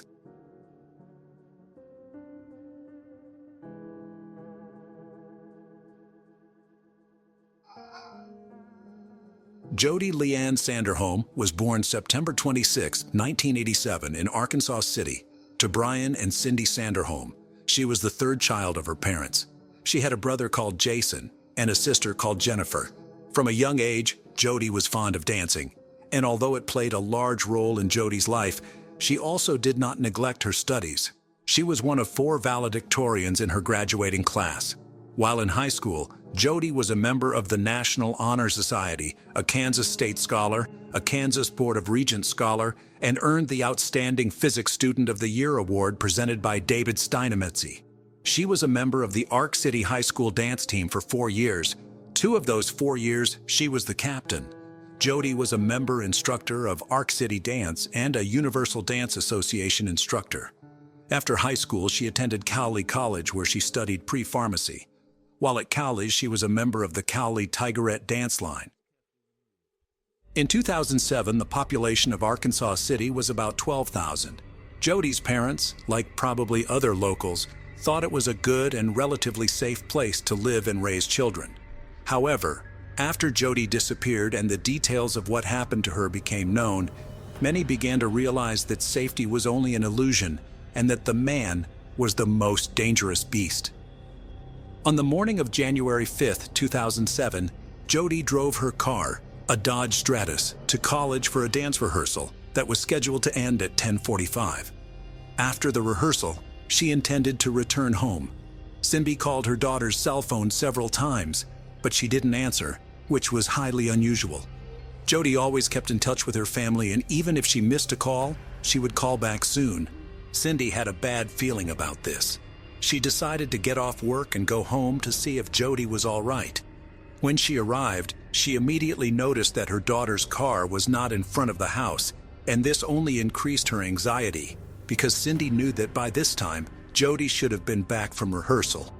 Upon entering the house and looking around, Cindy realized that Jody had not returned home. Her dance uniform, which she put in the washing machine when she returned from rehearsal, was not there or in the hamper for her dirty clothes. The shower stall was dry, although Jody always showered after dance class. It soon became clear that Jody had no contact with her father or older sister Jennifer either. She had an appointment at noon, to which she never showed up. Cindy and Brian began calling their daughter's friends, hoping to find out where she might be. But after the morning rehearsal ended and Jody left college, none of her friends saw her. That evening, the college dance team was scheduled to perform at a basketball game, with a routine of which Jody was the choreographer. She wouldn't have missed it of her own free will, but she didn't show up either. At about 6 p.m., still unable to learn anything and without waiting for their daughter to return home, Cindy and Brian contacted the police and reported her missing. Officers from the sheriff's office immediately put together flyers depicting and describing Jody, began to inquire about her last known whereabouts, and put out an APB on the vehicle she was traveling in. The police learned from Cindy and Brian that Jody had a boyfriend she had been dating since high school. His name was Colby Wilson. When contacted by phone, he reported that he had been at his brother's house in Texas for several days. The police quickly ruled him out as a potential suspect because his stay in another state was confirmed. The next day, January 6th, was very eventful. Lori Leglighter, Jody's best friend with whom they had been friends in dance since high school, provided the police with important information. They both enrolled at Cowley College, where they went on to study dance. Lori reported that she left work at Sirloin Stockade in Arkansas City around 10 p.m., Tuesday, January 2nd, and noticed a light blue car drive by the restaurant several times as she left. On her way home, she noticed a car following her in her rearview mirror. "I thought something strange was going on," Lori told the detectives. She decided to see if the car behind her was really following her, so she started turning onto different streets. The driver of the car behind her was doing the same thing, and it really scared Lori. She drove to the local police station and parked next to it, thinking that the stalker would leave her alone. She didn't see him after she stopped, so she drove home again. However, she had to go back to the parking lot near the police station because she saw the car chasing her again. Lori sat in the car for a while before driving home. She told the detectives that she didn't go to the station because she thought it was someone else's stupid prank, but that wasn't really all. On Friday, January 5th, the band Tigerette Dance Line was rehearsing at the college. According to Lori, she and Jody got there around the same time and, as usual, parked not far from each other. Lori spotted the light blue car again. What's more, she recognized the man behind the wheel. It was a local resident, 23-year-old Justin Thurber. Lori did not know him personally, but had seen him several times in the company of his older brother and his friends. Lori and Jody left practice at the same time and were supposed to meet up later, but Jody never showed up for that meeting. Soon, several members of the dance team revealed that they too had seen Justin near the college during the past week. He always sat in his car in the parking lot and just watched. Within the first 24 hours of Jody's disappearance, police had driven all over the city, but could not find her car. Arkansas City is surrounded by fields and wooded areas. They brought in a fixed-wing aircraft to search the area from the air.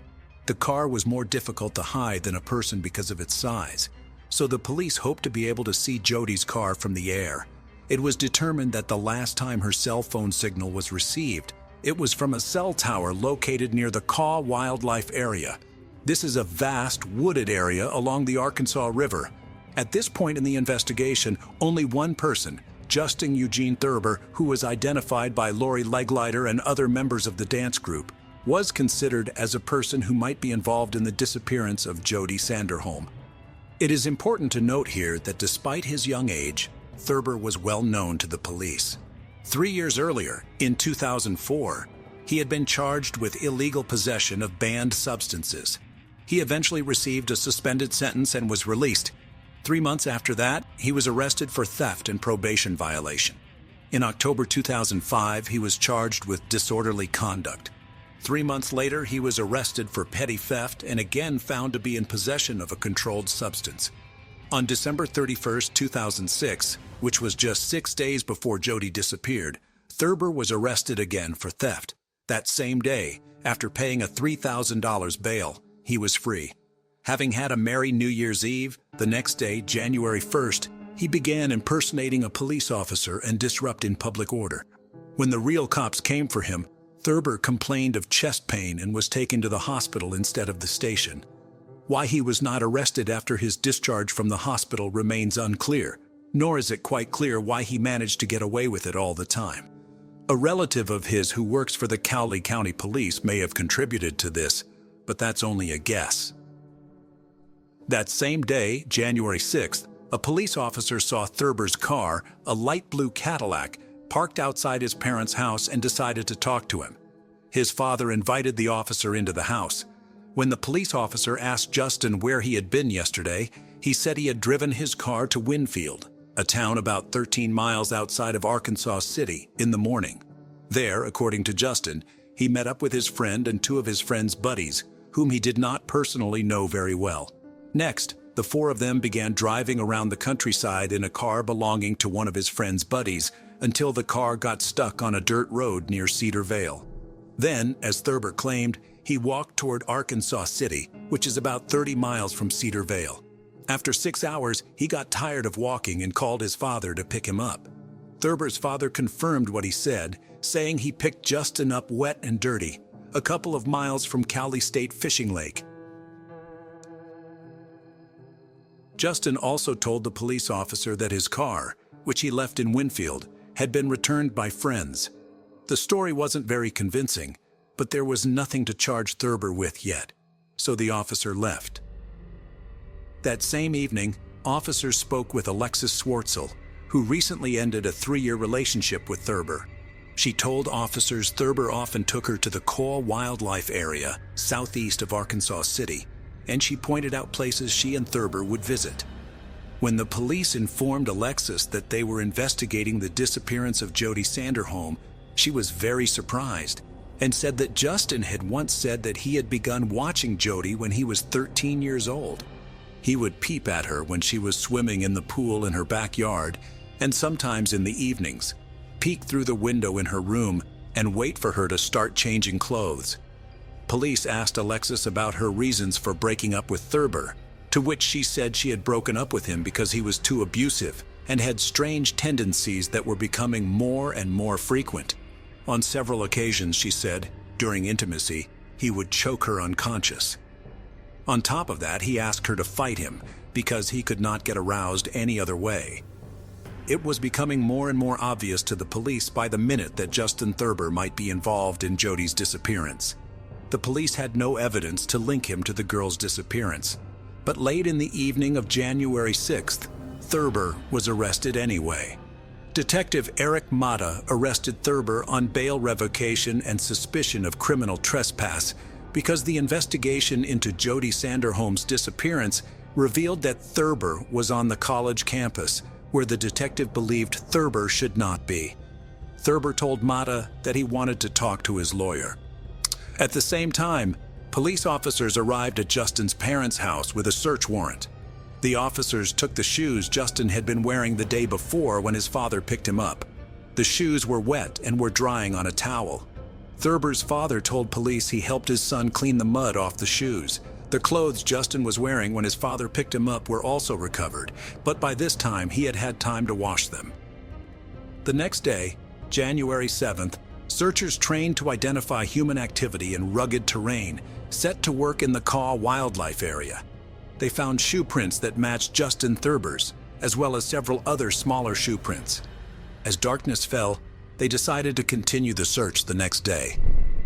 On the way home, some searchers drove past Cowley County State Fishing Lake and decided to stop because they heard Thurber was wet when his father picked him up.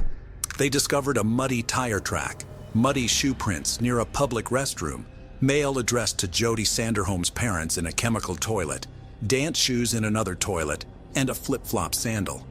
Investigators later retrieved cut-off sweatshorts, a wallet containing Jody Sanderholm's driver's license and social security card, her black leotard, a tigerette jacket with Jody Sanderholm's first name on the front, a vehicle floor mat, and a car seat cushion. The sandal matched the impressions found at the Kaw wildlife area. Searchers spent the next 2 days around Cowley County State Fishing Lake and the Kaw wildlife area. On January 9th, specialists with sonar brought in to survey the bottom of the lake discovered Jody's sunken car.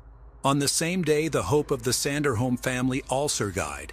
Jody's naked body was found under a pile of leaves, logs, and twigs at the Kaw wildlife area. Authorities found DNA evidence linking Justin Thurber to both Jody's car and her body. The car had been in the lake for more than 3 days, so police feared that the water that filled the interior had destroyed all evidence. That was partly true. Forensics spent a great many hours before they found a short hair in the interior.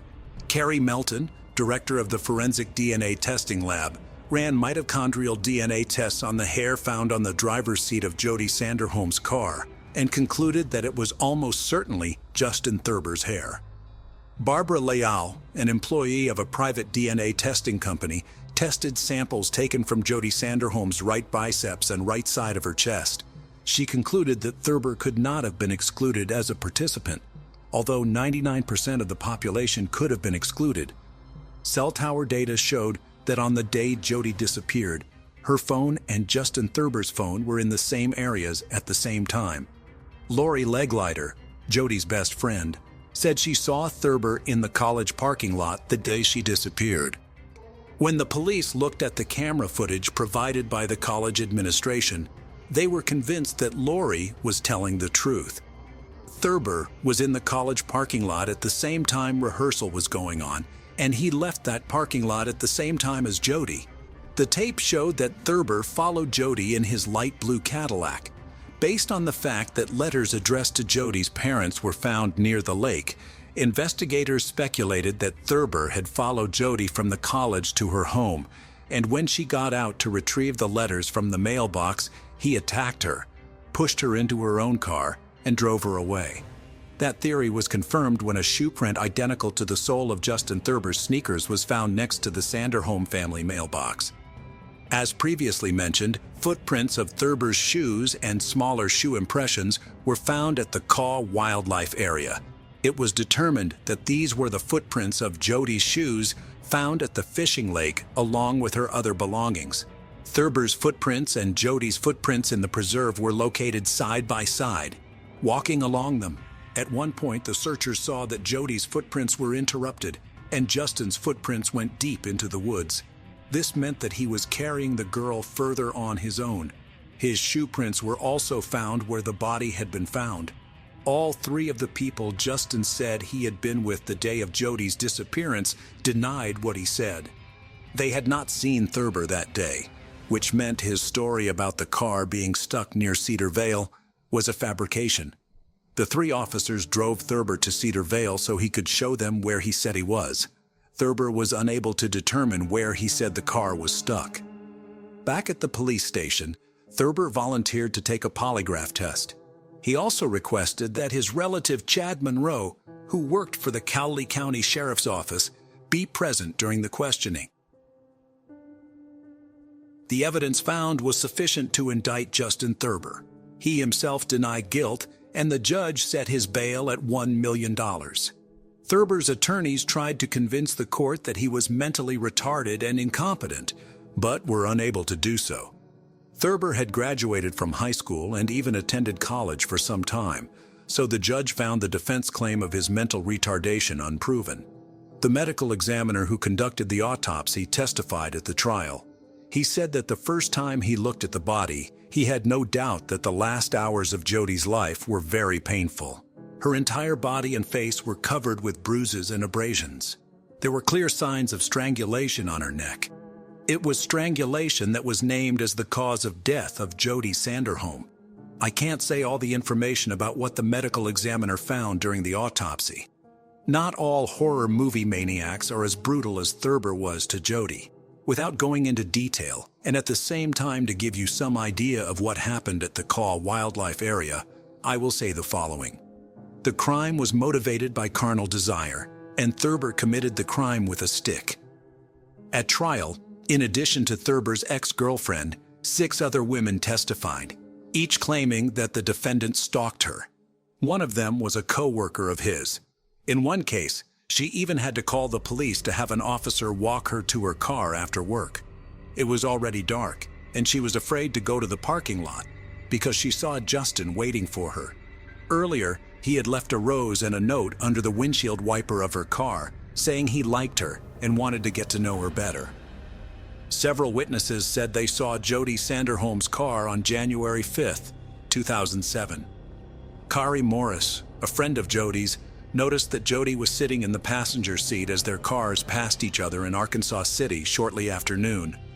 Morris reported that the man behind the wheel of Jody's car appeared to be a large man. She called Jody's cell phone, but received no answer. 2 other women reported seeing a vehicle that looked like Jody Sanderholm's car while driving on a dirt road south of Arkansas City around 3 p.m. One of them said the driver was Thurber and identified him in court. On February 17, 2009, the jury reached a unanimous verdict, finding Thurber guilty on all counts and recommending that he be sentenced to death. Realizing what sentence the judge would hand down, Thurber tried to negotiate a plea bargain. His lawyer told the prosecutor that Justin would plead guilty if he were not given the capital punishment. Jody's family opposed such a deal. The presiding judge took the jury's decision into consideration and sentenced Thurber to death by lethal injection in March 2009. In 2008, the state of Kansas signed the Jody Act, which, among other things, expands police authority over stalking suspects and expands the list of actions that can be considered stalking. Since the sentencing, Justin Thurber has not abandoned his attempts to appeal the court's decision. His attorneys are trying to prove that Thurber is mentally retarded. In 2018, the Kansas Supreme Court postponed Thurber's death sentence, citing a Supreme Court of the United States ruling that the execution of defendants, even those with mild developmental disabilities, is unconstitutional. The Sanderholm family said a competency hearing was held during the original trial, and Thurber was found to be fully competent at the time. Jody's mother, Cindy Sanderholm, sat in the courtroom 11 years after her daughter's passing. She said that Thurber had written letters to other girls while in prison, and this should show that he was competent. "That's sick. It's just sick," Cindy said. "It tells you that he is competent enough to reach out to people and write letters. He knows what he is doing. I'm sure Jody, pleaded for her life, and he didn't give it to her. She didn't get a second choice. She didn't get a second chance," she added. In August 2021, the Kansas Supreme Court issued an opinion announcing that a state law passed in 2020 allows Thurber, who is appealing a death sentence, to seek appointment by the Cowley County District Court of an attorney to assist in post-conviction DNA testing. Thus, even 16 years after Jody Sanderholm's passing, the final word in this case has yet to be spoken. It should also be noted that no one has been executed since Kansas reinstated the death penalty in 1994. The last time anyone was executed in Kansas was in 1965. Since then, besides Thurber, 9 other people have been sentenced to death, but no sentence has been carried out. We haven't executed anyone in that time frame, and there's no timetable to have any other future executions, said Adam Pfannenstiel, the communications spokesperson for Kansas Department of Corrections. I think it's a little shocking that Kansas reinstated the death penalty over 20 years ago, and there's not a plan yet, said Jennifer Aldridge, Jody's older sister. I thought this would have been something that would have been discussed 20 years ago when it was reinstated. Therefore, even if Thurber's death sentence is upheld, there is a good chance that it will never be carried out. 39-year-old Justin Thurber remains at the maximum security El Dorado Correctional Facility in Butler County, Kansas. According to a Kansas Legislative Post Audit Committee report published in 2014, each of the inmates serving time in administrative segregation at El Dorado comes with an annual cost of nearly $49,000. Further, it is not only the cost to house an inmate sentenced to death. Taxpayers also pay nearly 4 times the price to prosecute a case where the death penalty, if pursued by the prosecution, $395,000 per case, compared to only $100,000 per case when the death penalty is not sought. For the Sanderholms, taxes are added insult to an unbearable injury and a grueling wait for justice in the case of their daughter, Jody. It hurts me so bad every week when I see my paycheck, and I know I'm paying tax money to feed him, said Brian Sanderholm. Death is what he deserves, and that's what the law stated, said Cindy Sanderholm. So, we need to get the law fixed so we can use it. If it was your daughter, your son, it was our daughter, what would you want to have happen? Asked Brian Sanderholm. Most regrettably, Cynthia Ann Sanderholm, Jody's mother, passed away on December 2, 2022, at the age of 63. The case of Sheila Labar, a monster with an angelic appearance. Psychological and physical traumas received at an early age can have a very unpredictable effect on adult life. Of course, far from always, they lead to the fact that a person becomes cruel and seeks to hurt others. But sometimes it is the trauma can give rise to a real monster. Criminal psychologist Adrian Rain believes that there are genetic and psychophysical mechanisms that can turn a person into a cold-blooded killer, about which he wrote in detail in his book, Anatomy of Violence. History knows a lot of serial criminals who had a truly hellish childhood, and perhaps to them can be attributed our heroine today, Sheila Labar. This woman had an angelic appearance which she skillfully used, seducing her victims and then brutally murdered them. Despite the fact that the court was able to prove only 2 of her crimes, criminologists are sure that there were many more. And now let's look at this difficult story from the beginning and try to understand whether Sheila Labar was a born monster or became him as a result of the cruelty that she faced in childhood. Who is Sheila Labar? Sheila Labar was born in 1958, the 4th of July, in the small country town of Fort Payne, Alabama. She was the youngest of 3 children of her parents and was raised with her brother and sister Lynn. Her childhood was spent in a picturesque but rather secluded place, on a farm nestled among cornfields. According to the memories of Lynn's older sibling, Sheila was an active, inquisitive, and open-minded girl with a creative streak. She liked to be in the center of attention, had a good voice and cute appearance, so perhaps, if her life had turned out differently, she would have become a famous actress or singer. But instead of bright posters, her name decorated the pages of criminal chronicles. The unimaginable cruelty of her father. The head of the family, Manuel Bailey, for many years suffered from alcohol addiction, although it would be more accurate to say that his addiction suffered from his entire family. He often went on binges, turning into a real beast who enjoyed abusing his wife and children. He insulted and humiliated them, beat them with anything that came to hand, could throw everyone out in the middle of the night in a downpour or frost, and locked himself in the house, not letting anyone inside. Mothers, daughters, and sons often had to spend the night in a barn or in the open air in the field. One day, when Manuel was once again in a drunken rage, he began throwing dishes and other objects at his family members. The mother tried to cover the children as best she could, but one of the flower pots thrown by her husband hit her youngest daughter Sheila in the head. Sheila suffered a serious concussion and a lifelong scar on her temple, which she painstakingly covered with her hair.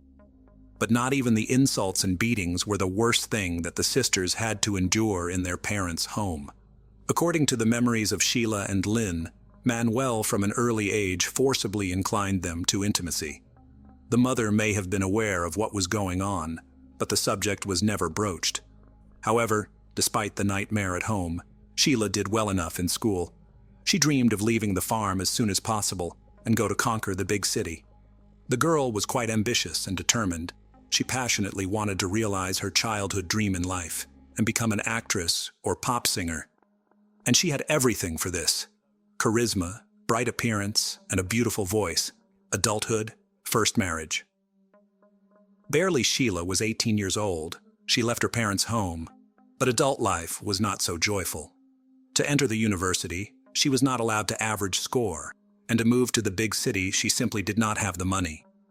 Then Sheila got a job as a maid in one of the hotels, where by that time her older sister was already working. It should be noted that Sheila had a slender figure and a very attractive appearance. She had big blue eyes, a charming smile, and a mop of thick long hair. She was surrounded by attention from men, and over time, she learned to use it and manipulate her suitors. In the late 70s, LeBar, then Bailey, met a guy named Jonathan Baxter, and a romantic relationship began between them. Jonathan was not yet 20 years old at the time, but he already had a young daughter from a previous relationship. However, the child did not become a hindrance, and soon the couple got married. However, this marriage lasted only a few months and collapsed after Jonathan learned that the young wife abused his daughter while he disappeared at work. Sheila was frankly annoyed with the child, and she would raise her hand or lock her in a closet if she started crying or acting up. Jonathan did not organize scandals and listen to explanations. He just Strazoot filed for divorce and put his wife with his belongings outside his house. He never wanted to see or hear from her again. After the divorce, Sheila dated various men and mostly lived off them. But all these relationships were fleeting and lasted from a few weeks to a couple of months, until in the early 80s she met her future second husband, Ronnie Jennings. The tumultuous romance soon led to marriage, and Sheila took on a double last name, Bailey Jennings. It was an unhealthy relationship between two irascible and unstable people who regularly cheated on each other, scandalized, and even fought. Still, their marriage lasted more than 3 years. In 1984, after another family quarrel, Sheila demanded a divorce from her husband, but he refused her. In fact, Ronnie did not hold on to the relationship at all. He just wanted to piss off his wife and make her mad, and he succeeded. Sheila became hysterical, took a large number of drugs in front of her husband, drinking strong alcohol, and after this infernal cocktail, sat behind the wheel of the car and rushed down the road. Naturally, soon Sheila, under the influence of pills and alcohol, lost consciousness, flew off the road, and at high speed crashed into a tree. She miraculously survived, but suffered a massive head injury. She spent more than a week in a deep coma, and doctors made no prognosis.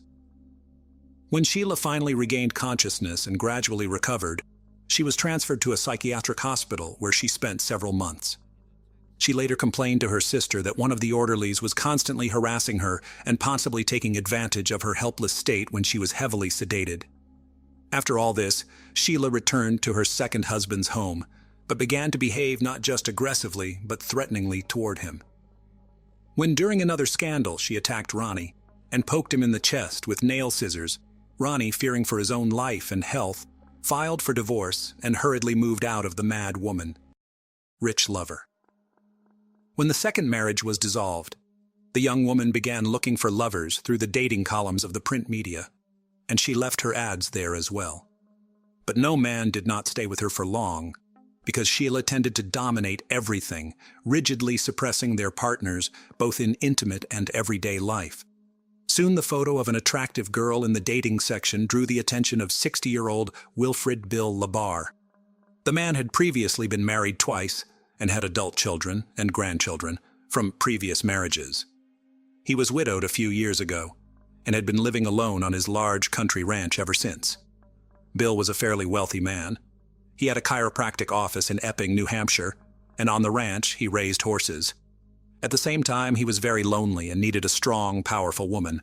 In fact, that's exactly what he found. Sheila was attracted by the wealth of her new acquaintance, and she decided that it would be an ideal union for her. And to make Bill completely lost his head, she began to send him a postal mail frank letters, supplementing them with her nude photos. The trap worked, and soon Labar invited a charming pen pal to visit his ranch. Their romance developed rapidly. An elderly man is not stingy on expensive gifts for a young mistress, and in the summer of 1987, she moved to live with him. This has incredibly flattered the doctor, who now went out in public with a beautiful companion who was half his age and was fit for him as a daughter. Nevertheless, he did not plan to marry Sheila. However, Sheila, not waiting for a marriage proposal, changed her name, calling herself Labar. Bill was surprised by this turn of events, but he did not object. Sheila began to interfere in all the affairs of her elderly lover, starting to control his business, finances, and disposition of his property. In addition, Bill was getting older and could not satisfy the intimate needs of a young woman. Then, according to Sheila herself, he allowed her to meet other men, whom she often brought directly to their home. One of Sheila's regular lovers, closer to the mid-90s, was a Jamaican national named Wayne Ennis. He was much younger than Sheila and was initially hired as an au pair on the ranch, but soon the young man, with Bill's consent, which was probably given under pressure from Sheila, moved to live in the owner's house. In 1995, Sheila and Wayne officially legalized their relationship, and the spouse considered that from now on, he would be her only man. But soon he realized that he was wrong, because his wife continued to meet with different men. Wayne was not satisfied with this, and one day he jumped with fists on Sheila and her next lover, causing them bodily harm. Accustomed to being dominated, Sheila for the first time didn't know how to deal with her third husband, who got into a fight every time a rival appeared on the horizon. Eventually, she filed for divorce and sought a court injunction to stop Wayne from approaching her, accusing him of violence and assault. Another divorce did not affect the turbulent personal life of Sheila, who continued to meet with numerous lovers, changing them like gloves. True, now her relationship increasingly often began to end with lawsuits from men who accused Sheila not just in cruelty, but also in the threat to their lives and health. Thus, one of her boyfriends she deliberately hit by a car and almost ran over. Another almost broke his head, and another scratched his face so that he was forever scarred. Sheila, with age, became more and more dangerous to others. From every man she demanded obedience, and in cases of disobedience, fell into a rage. In 2000, at the age of 74, Bill Labar died of heart failure. Although doctors and police officers did not see a criminal trail in the death of an elderly man, his family members were convinced that Sheila had something to do with it. In their opinion, she had been poisoning Bill little by little for years, and literally drove him into the light. Despite the fact that Bill and Sheila were never officially married, Sheila, according to the will, became the sole heiress of all his property. The relatives tried to challenge this through the courts, but never got anywhere. They are still convinced that the mistress forced Bill to write the will she wanted. House of Temptation. After Bill's death, as I have already mentioned, all his property came under Sheila's complete control. Now she no longer had to consider anyone's opinion. She could do whatever she wanted with the estate she had inherited. She herself called her home a place of seduction and pleasure, where there were no inhibitions. She met men on the streets, in bars, on the internet, lured them to her, and then tried to keep them on the ranch as long as possible. She didn't care about their age, skin color, or any physical appearance. She promised them unearthly pleasure, and then sought to suppress and subjugate them to her will. Sheila regularly tried to seduce couriers by meeting them in the nude and offering an alternative method of payment. But she didn't take into account the fact that she herself was not getting any younger, and was nowhere near as attractive as she used to be. It got to the point where couriers simply refused to come to her address. Neighbors noticed that on the ranch, Labar, constantly come different men, but some hurried to leave the place the same day. Others were delayed, but also for a short time. What was going on in the house itself could only be guessed at. Where had Michael DeLorge disappeared to? Soon, Sheila decided to look for lovers among men who were in dire need of housing, money, or those men who suffered from addiction. This category was the most vulnerable, and proved to be an easy prey for the cunning woman, who everywhere posed as a widowed millionaire, and talked about her untold wealth, inherited by her. In 2004, Labar met on one of the city streets homeless man named Michael Delage. He was in a difficult life situation and lost literally everything because of addiction to illegal drugs. His relatives tried to send him to a rehabilitation clinic, but he ran away from there and has been loitering ever since. Sheila liked Michael, and she invited him to her, promising shelter, food, and the necessary drugs in exchange for intimacy. Moving to the ranch, the guy was completely dependent on his old mistress. He complied with all her demands, afraid to be on the street again. But Sheila quickly got into the taste, and her desires became more and more sophisticated. She bound, beat, and humiliated Michael, taking pleasure in it. He tried to escape several times, walking dozens of miles and hiding in homeless shelters, but he never decided to go to the police for fear they wouldn't believe him. Meanwhile, Sheila found him each time and brought him back to the ranch. In desperation, he tried to contact his family members and let them know he was in trouble. His loved ones immediately responded to this disturbing news, but it was too late. In October 2005, Michael Delage disappeared without a trace. When his family contacted Sheila directly, she stated that she and Michael had broken up. He had left her, and his current whereabouts were unknown to her. Michael did not show up at any of the places he had been to before. No one who knew him had seen him, and there was no way to contact him. Contacting the police was fruitless, and Labar remained beyond suspicion, trusting Kenny County. Sheila's tales of her exorbitant wealth were greatly exaggerated, and the house and automobile had to be maintained, so she was forced to get a job. Naturally, Sheila chose an occupation to her liking. She became an operator of intimate phone services. Since she had a truly enchanting voice, men fell for the bait and offered to meet her in person. Among such guys was Kenny County, who at the time of their acquaintance was barely 24 years old. The young man was attractive in appearance, very good-natured and open. However, he had a low IQ level, due to which he was very gullible. This was exactly the kind of guy Labar was looking for. Kenny was very close to his mother, on whom he actually depended, but Sheila, with the help of clever manipulations, managed to break this connection and literally lure Kenny to herself. She made him an unforgettable night of love and promised that they would be like this all the time. The young man decided that he had met the woman of his dreams, about which he informed his relatives, and then moved to live in Sheila's house. But soon Sheila showed the guy her true face, having arranged for him a real torture room in one of the rooms. Each time, intimacy inevitably turned into a brutal beating or something worse. Kenny's body was covered with bruises, abrasions, scratches, cuts, and burn marks. But he could not leave the house of the mistress who had completely subjugated his will. Sheila did not allow him to see and communicate with his loved ones, and his family could only guess what was happening to Kenny. The first alarm was raised by neighbors who periodically noticed the guy and were horrified by his sickly appearance. A few days before his disappearance, a local store clerk took a picture of the young man on her cell phone camera, and later this picture was attached to the case file in court. In the photo, Kenny's condition could be described as deplorable. He was very thin, there were huge bruises under his eye and on his cheek, and his nose was probably broken. Judging by the degree of healing, all these injuries had been inflicted at different times, which suggested that the guy had been brutally beaten for a long time. The contents of his cart were also alarming.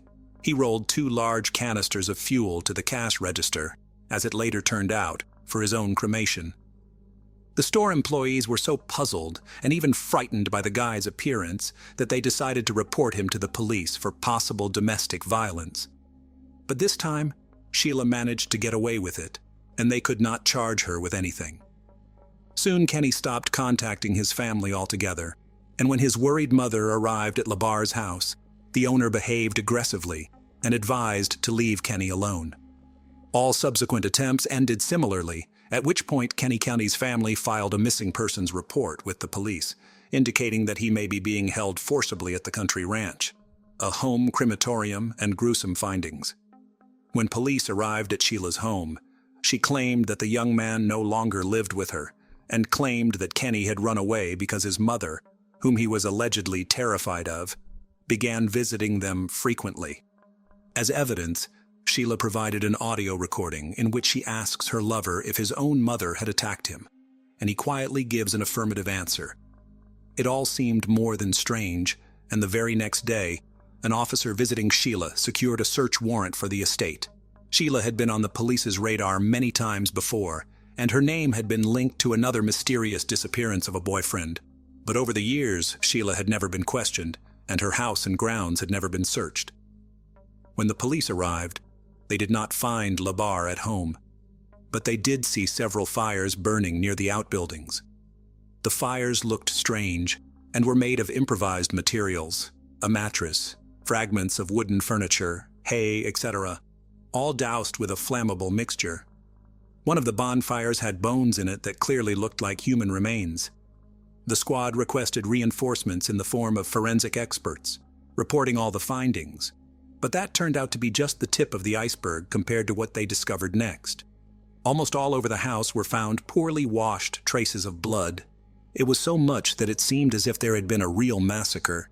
It turned out that the blood belonged to at least 3 different people. The bones smoldering in the fire belonged to the missing Kenny, and there were 2 empty fuel cans lying nearby, the same ones the boy had bought at the local store the day before. But that wasn't all. Also found on the property were the remains of Michael Delage, who had disappeared a few years earlier, and some fingers of some third guy who was never identified. Among other things, a large number of items belonging, judging by the size, to various men were fished out of the sump at the ranch, the fates of which have not been learned. The hostess herself was not at home at the time of the police visit. She had figured it out and gone on the run. Sheila hitchhiked to Boston, where she obviously hoped to get lost. Moreover, on the way, she seduced one of the drivers who gave her a ride, and he trustingly invited her to live in his house.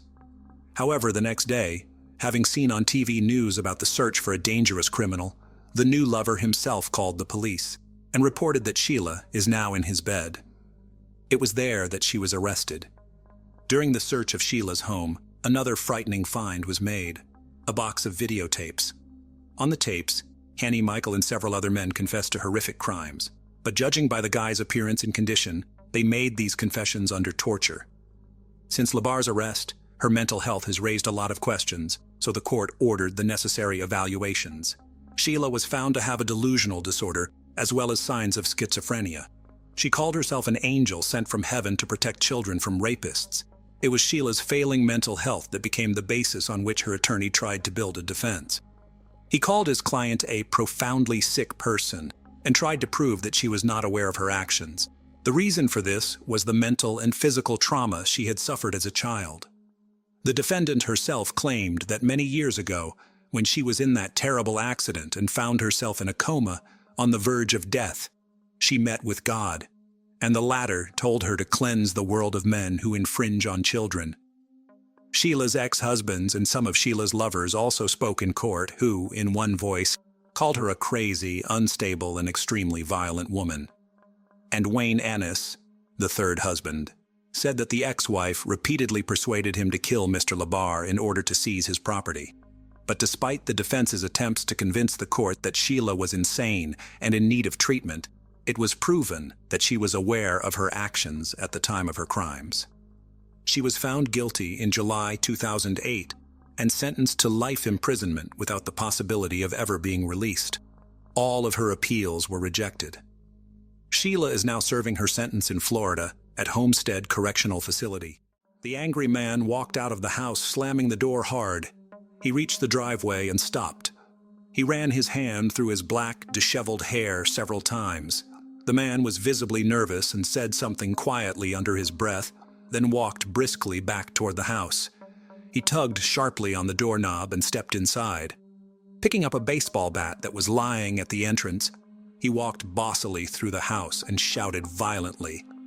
At his screams, a blonde-haired young woman ran out.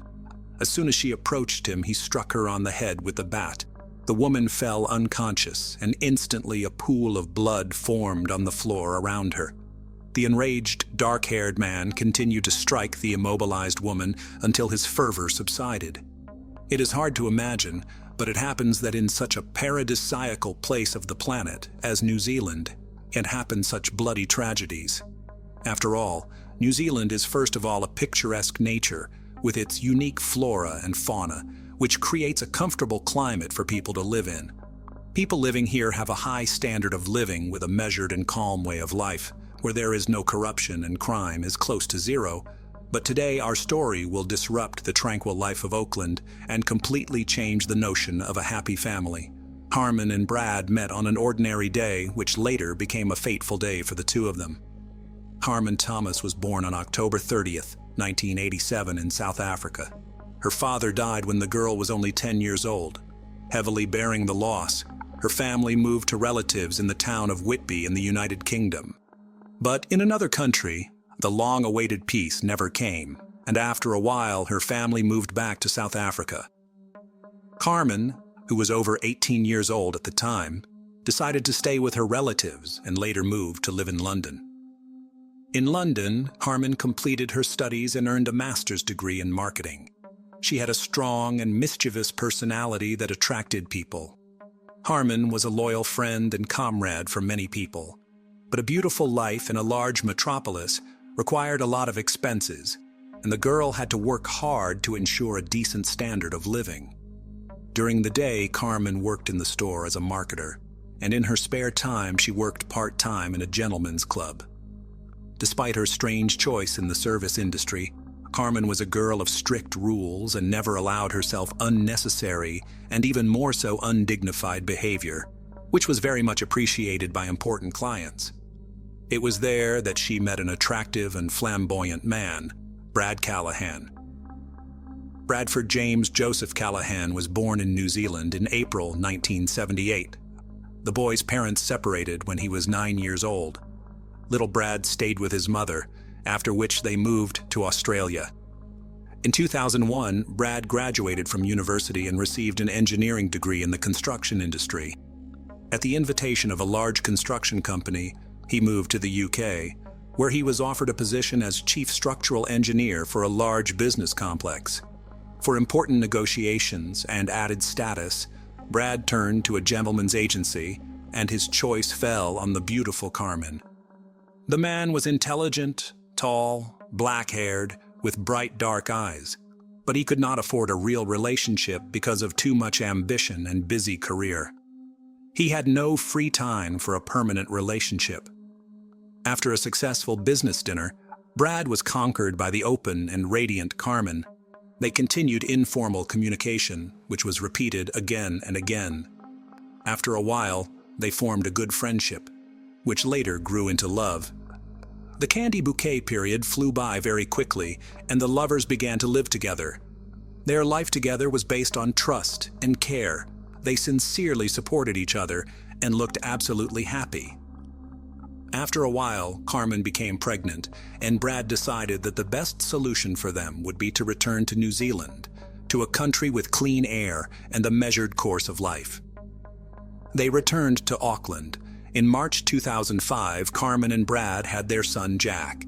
Jack brought more joy and happiness into their lives. From the first days, Carmen and Brad took care of his safety and provided everything they needed for his happy childhood. To them, Jack was the most important thing in their lives. However, with the birth of their son, serious disagreements arose in their relationship. The first misunderstandings appeared because of the upbringing of the child.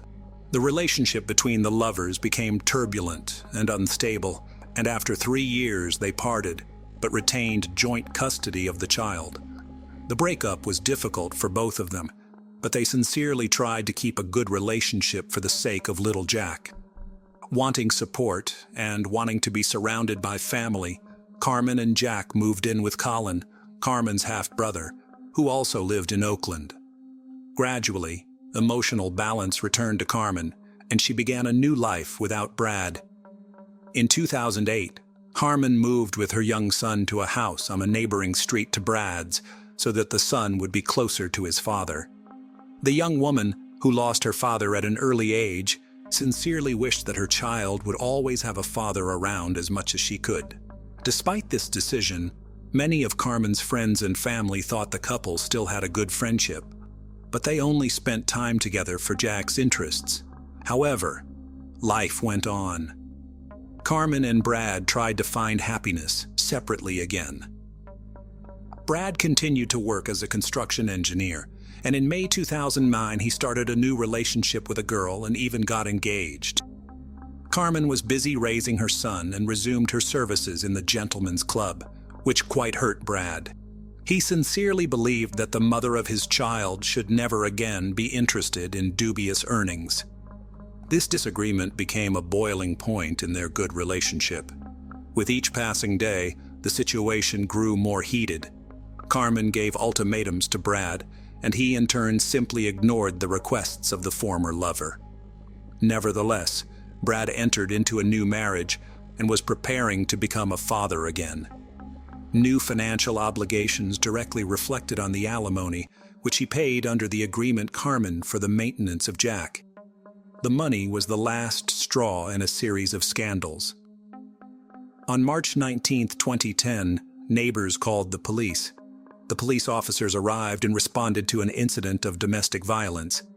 Carmen attacked Brad during another quarrel and received a warning. The relationship finally deteriorated.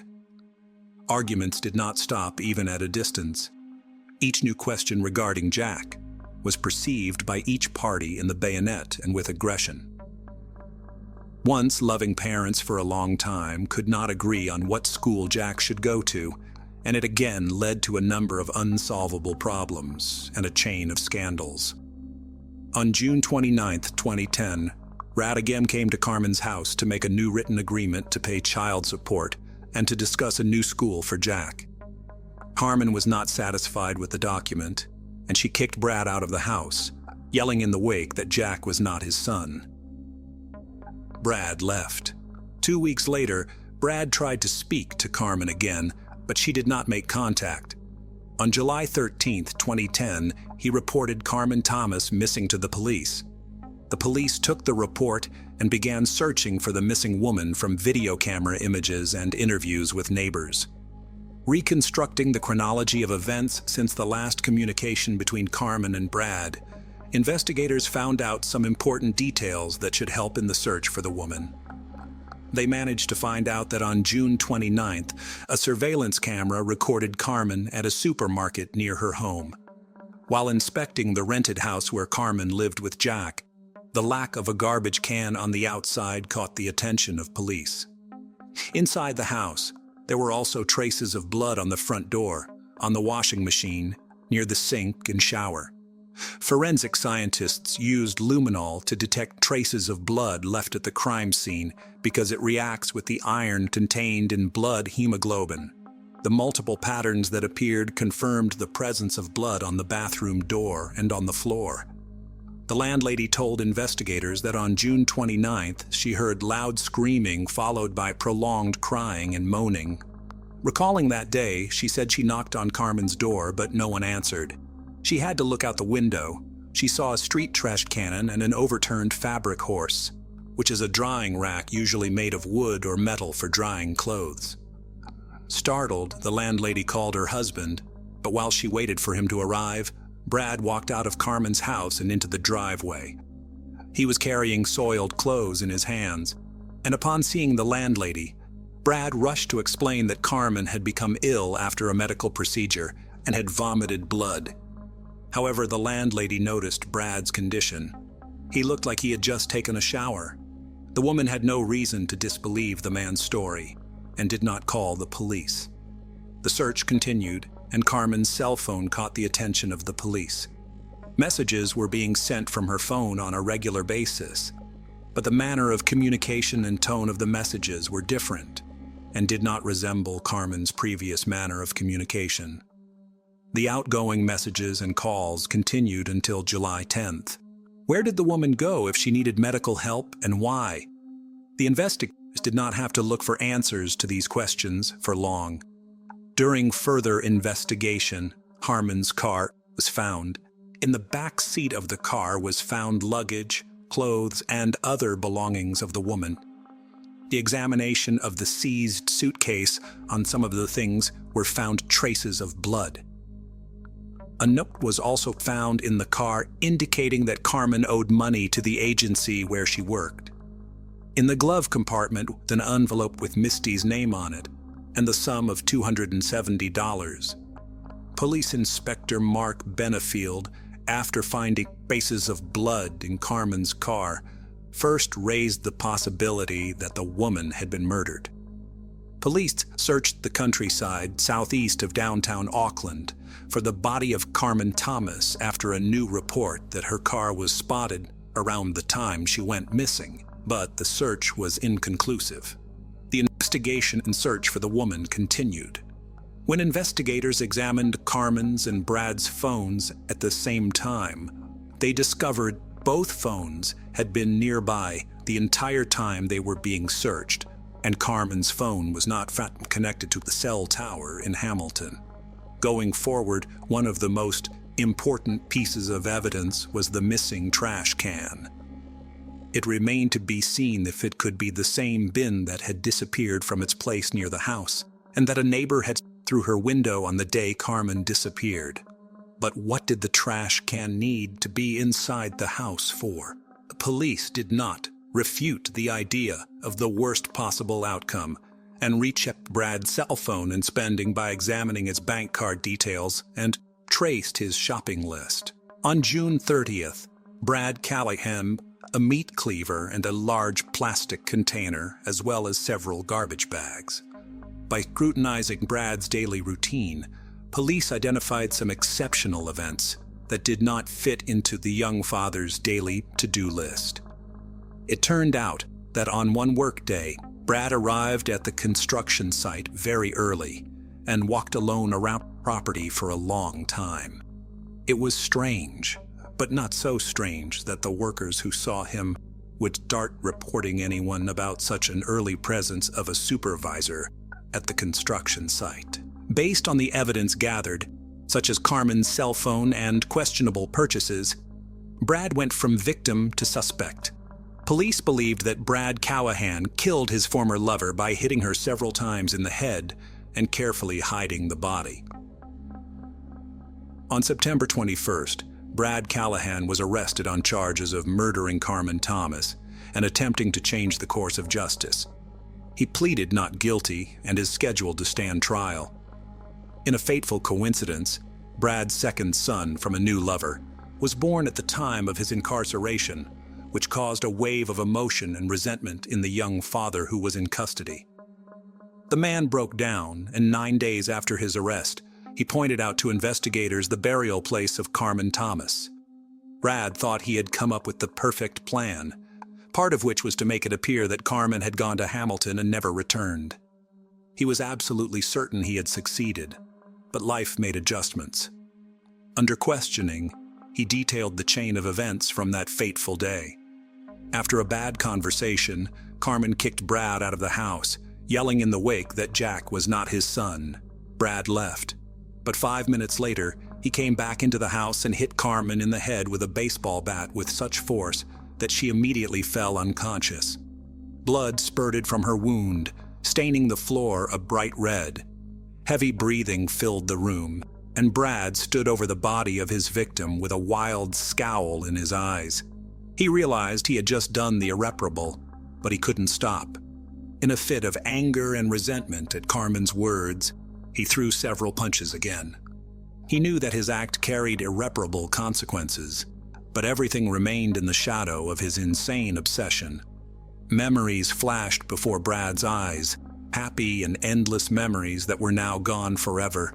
Brad knew that his life would be forever changed after that disastrous moment, and that he would not be able to get back everything that was, but it did not upset him at all, because by such an act he had solved his main problem, and Jack was now only his. Having come to his senses, Brad took a shower and then quietly left Carmen's house. In the days that followed, he sprang into action to get rid of Carmen's body and cover up the crime. Callahan called his friend and arranged to meet him outside the supermarket. He asked him to buy 3 black garbage bags, a bottle of kerosene and cleaning products, and waited for him outside the store, hoping to avoid suspicion. Brad then went back into the apartment and cleaned it up. He carefully wiped up the blood spatter and then wrapped the body in a bag and took it out in a trash can. In the following days, the defendant dismembered Carmen's body into 8 pieces to prepare it for disposal. He cut Carmen's legs from her torso at the hip joints. Each leg was cut through the knee into 2 pieces. Her arms and head were also severed from her torso. On July 3rd, he met a good friend at a boat ramp in Okahu Bay, near downtown Oakland. He told him that he had killed Carmen during an argument and needed help disposing of the body. But an attempt to dump the remains into the sea failed due to the friend's refusal to provide a boat. Over the next few days, he drove to Waitakere Ridge in West Auckland and buried the containers in a shallow grave. On July 7th, he drove Carmen's car to Hamilton and abandoned it in a hotel parking lot. He put a suitcase of clothes and several other bags of her personal belongings in the car to give the impression that the woman wanted to leave. But in his haste, he overlooked the fact that the suitcase also contained bloody clothes. After getting rid of the car, Brad began sending text messages from her cell phone to give the impression that Carmen was still alive. The criminal texted her friends, saying she wasn't feeling well and had been in bad shape for days. But Brad's perfect plan backfired on him. On October 1st, police went to the burial site Brad had indicated and discovered the body. Carmen Thomas's remains were found in plastic containers. They were carefully removed from a makeshift grave on Waitakere Ridge. An autopsy determined that Carmen Thomas had died from multiple blows to the head, with the fatal blow causing a compressed skull fracture. After multiple forensic examinations, Carmen's body was released to her family for burial. On October 13th, a private funeral was held at Green Lane Christian Center for Carmen Thomas, a young mother, a cheerful, kind, and successful woman. Little Jack, who all along had waited and hoped to see and hug his mom, was only able to hug and kiss her white casket. On February 8, 2011, the first court hearing for Carmen Thomas took place. Judge Wenning found the crime committed was unintentional and took into account Brad's explanation that he acted on emotion. He acknowledged that it was done in a fit of rage, but Judge Wenning was less lenient when it came to the cover-up. On May 26, 2011, Brad Callahan was newly charged with attempting to change the course of justice. A summary of the police case shows that at 8:45 a.m. on July 29, 2010, Callahan struck Mrs. Thomas several times in the head, resulting in her death. He then texted a friend to bring 3 garbage bags and a bottle of kerosene. During the ensuing period, Callahan dismembered Miss Thomas's body into 8 pieces to prepare it for disposal. On November 25, 2011, a retrial was held. Police officers who had been working on the case filled the High Court in Auckland when Bradford Callahan unexpectedly made 2 guilty pleas. Brad Callahan, who had previously denied guilt, suddenly admitted to murder and attempting to change the course of justice after Carmen's death. The judge said it was one of the most serious cases of attempting to pervert the course of justice, calling Brad's actions just about the most serious case of attempted perversion of justice there can be. The judge also felt the murder of Carmen Thomas was brutal, but not so brutal as to result in the harshest sentencing laws. The 33-year-old man was sentenced in Auckland High Court, where a large public gallery was filled with Thomas's friends and family, including her parents, who were visiting from South Africa. Judge Venning sentenced Brad Callahan to life imprisonment for murder and 6 years in prison for attempting to pervert the course of justice. He also condemned the lengths Callahan went to in order to cover his tracks. The sentences are to be served concurrently. Judge Venning also said the minimum sentence for the perverting the course of justice charge was insufficient to bring Brad Callahan to justice. Mr. Callahan passed judgment on himself by his actions that day, and it had a devastating effect on 2 families, said Detective Inspector Mark Benefield. Callahan's supporters left court without comment. In a statement, The Thomas family said nothing can bring their Carmen back, and they are still angry because of it. But they are grateful that Brad will be away for an extended period of time, so he can reflect on the enormous damage he caused to their own son in the first place. Carmen Thomas's mother, Teresa Scott, told the court in a victim impact statement that she felt completely destroyed by what happened to her daughter. After the verdict was announced, the officer in charge of the investigation, Detective Inspector Mark Benefield, told the court that the justice done is the result of hundreds of hours of police work over the past 10 weeks since Carmen Thomas was reported missing on July 13, 2010. Also, Detective Mark Benefield, during the interview, explained what the work to find Carmen consisted of. He explained that early on in the missing person investigation, they determined that Carmen was most likely murdered. Then the work of gathering evidence, as well as researching information, was carefully conducted. This required a great deal of time and effort to gather, and it was also necessary that proper legal procedures were followed. The detective reported that over the last few weeks, close cooperation with the defendant's employer had not been finalized. Attempts to further investigate part of the Victoria Street construction site would continue in order to find any evidence that might assist the investigation. Until today, we have been unable to comment on media reports about our activities at the facility because we have been very sensitive to the issues of litigation and preemptive contempt of court, said Mark Benefield. He did not rule out the possibility of further arrests and charges in connection with Carmen's death in the near future. Brad Callahan had the courage to take responsibility for his actions in this tragic saga, and he pleaded guilty to 2 charges. But that will in no way change what he did. For the hearts of Carmen's loved ones are broken, their world shattered. Living each new day without Carmen, each of her close family members feels completely destroyed. "We will never forgive him for what he did to our family," said Carmen Thomas's mother, Teresa Scott. "I could forgive someone for taking a life under certain circumstances, but I can never forgive this man for being able to strip a body and hide it in containers," added her stepfather Wayne. Callahan's attorney Stuart Grieve said his client acted responsibly and does not intend to file a motion. Can a sentence with parole eligibility after 13 years and 8 months be called a ridiculous miscarriage of justice? Obviously, since New Zealand only records about 50 murders a year for the entire country, any crime that is a little out of the ordinary is covered extensively by the national media, as are the court cases for those crimes. It's possible that there was an overbearing bias against the victim at trial because of her line of work.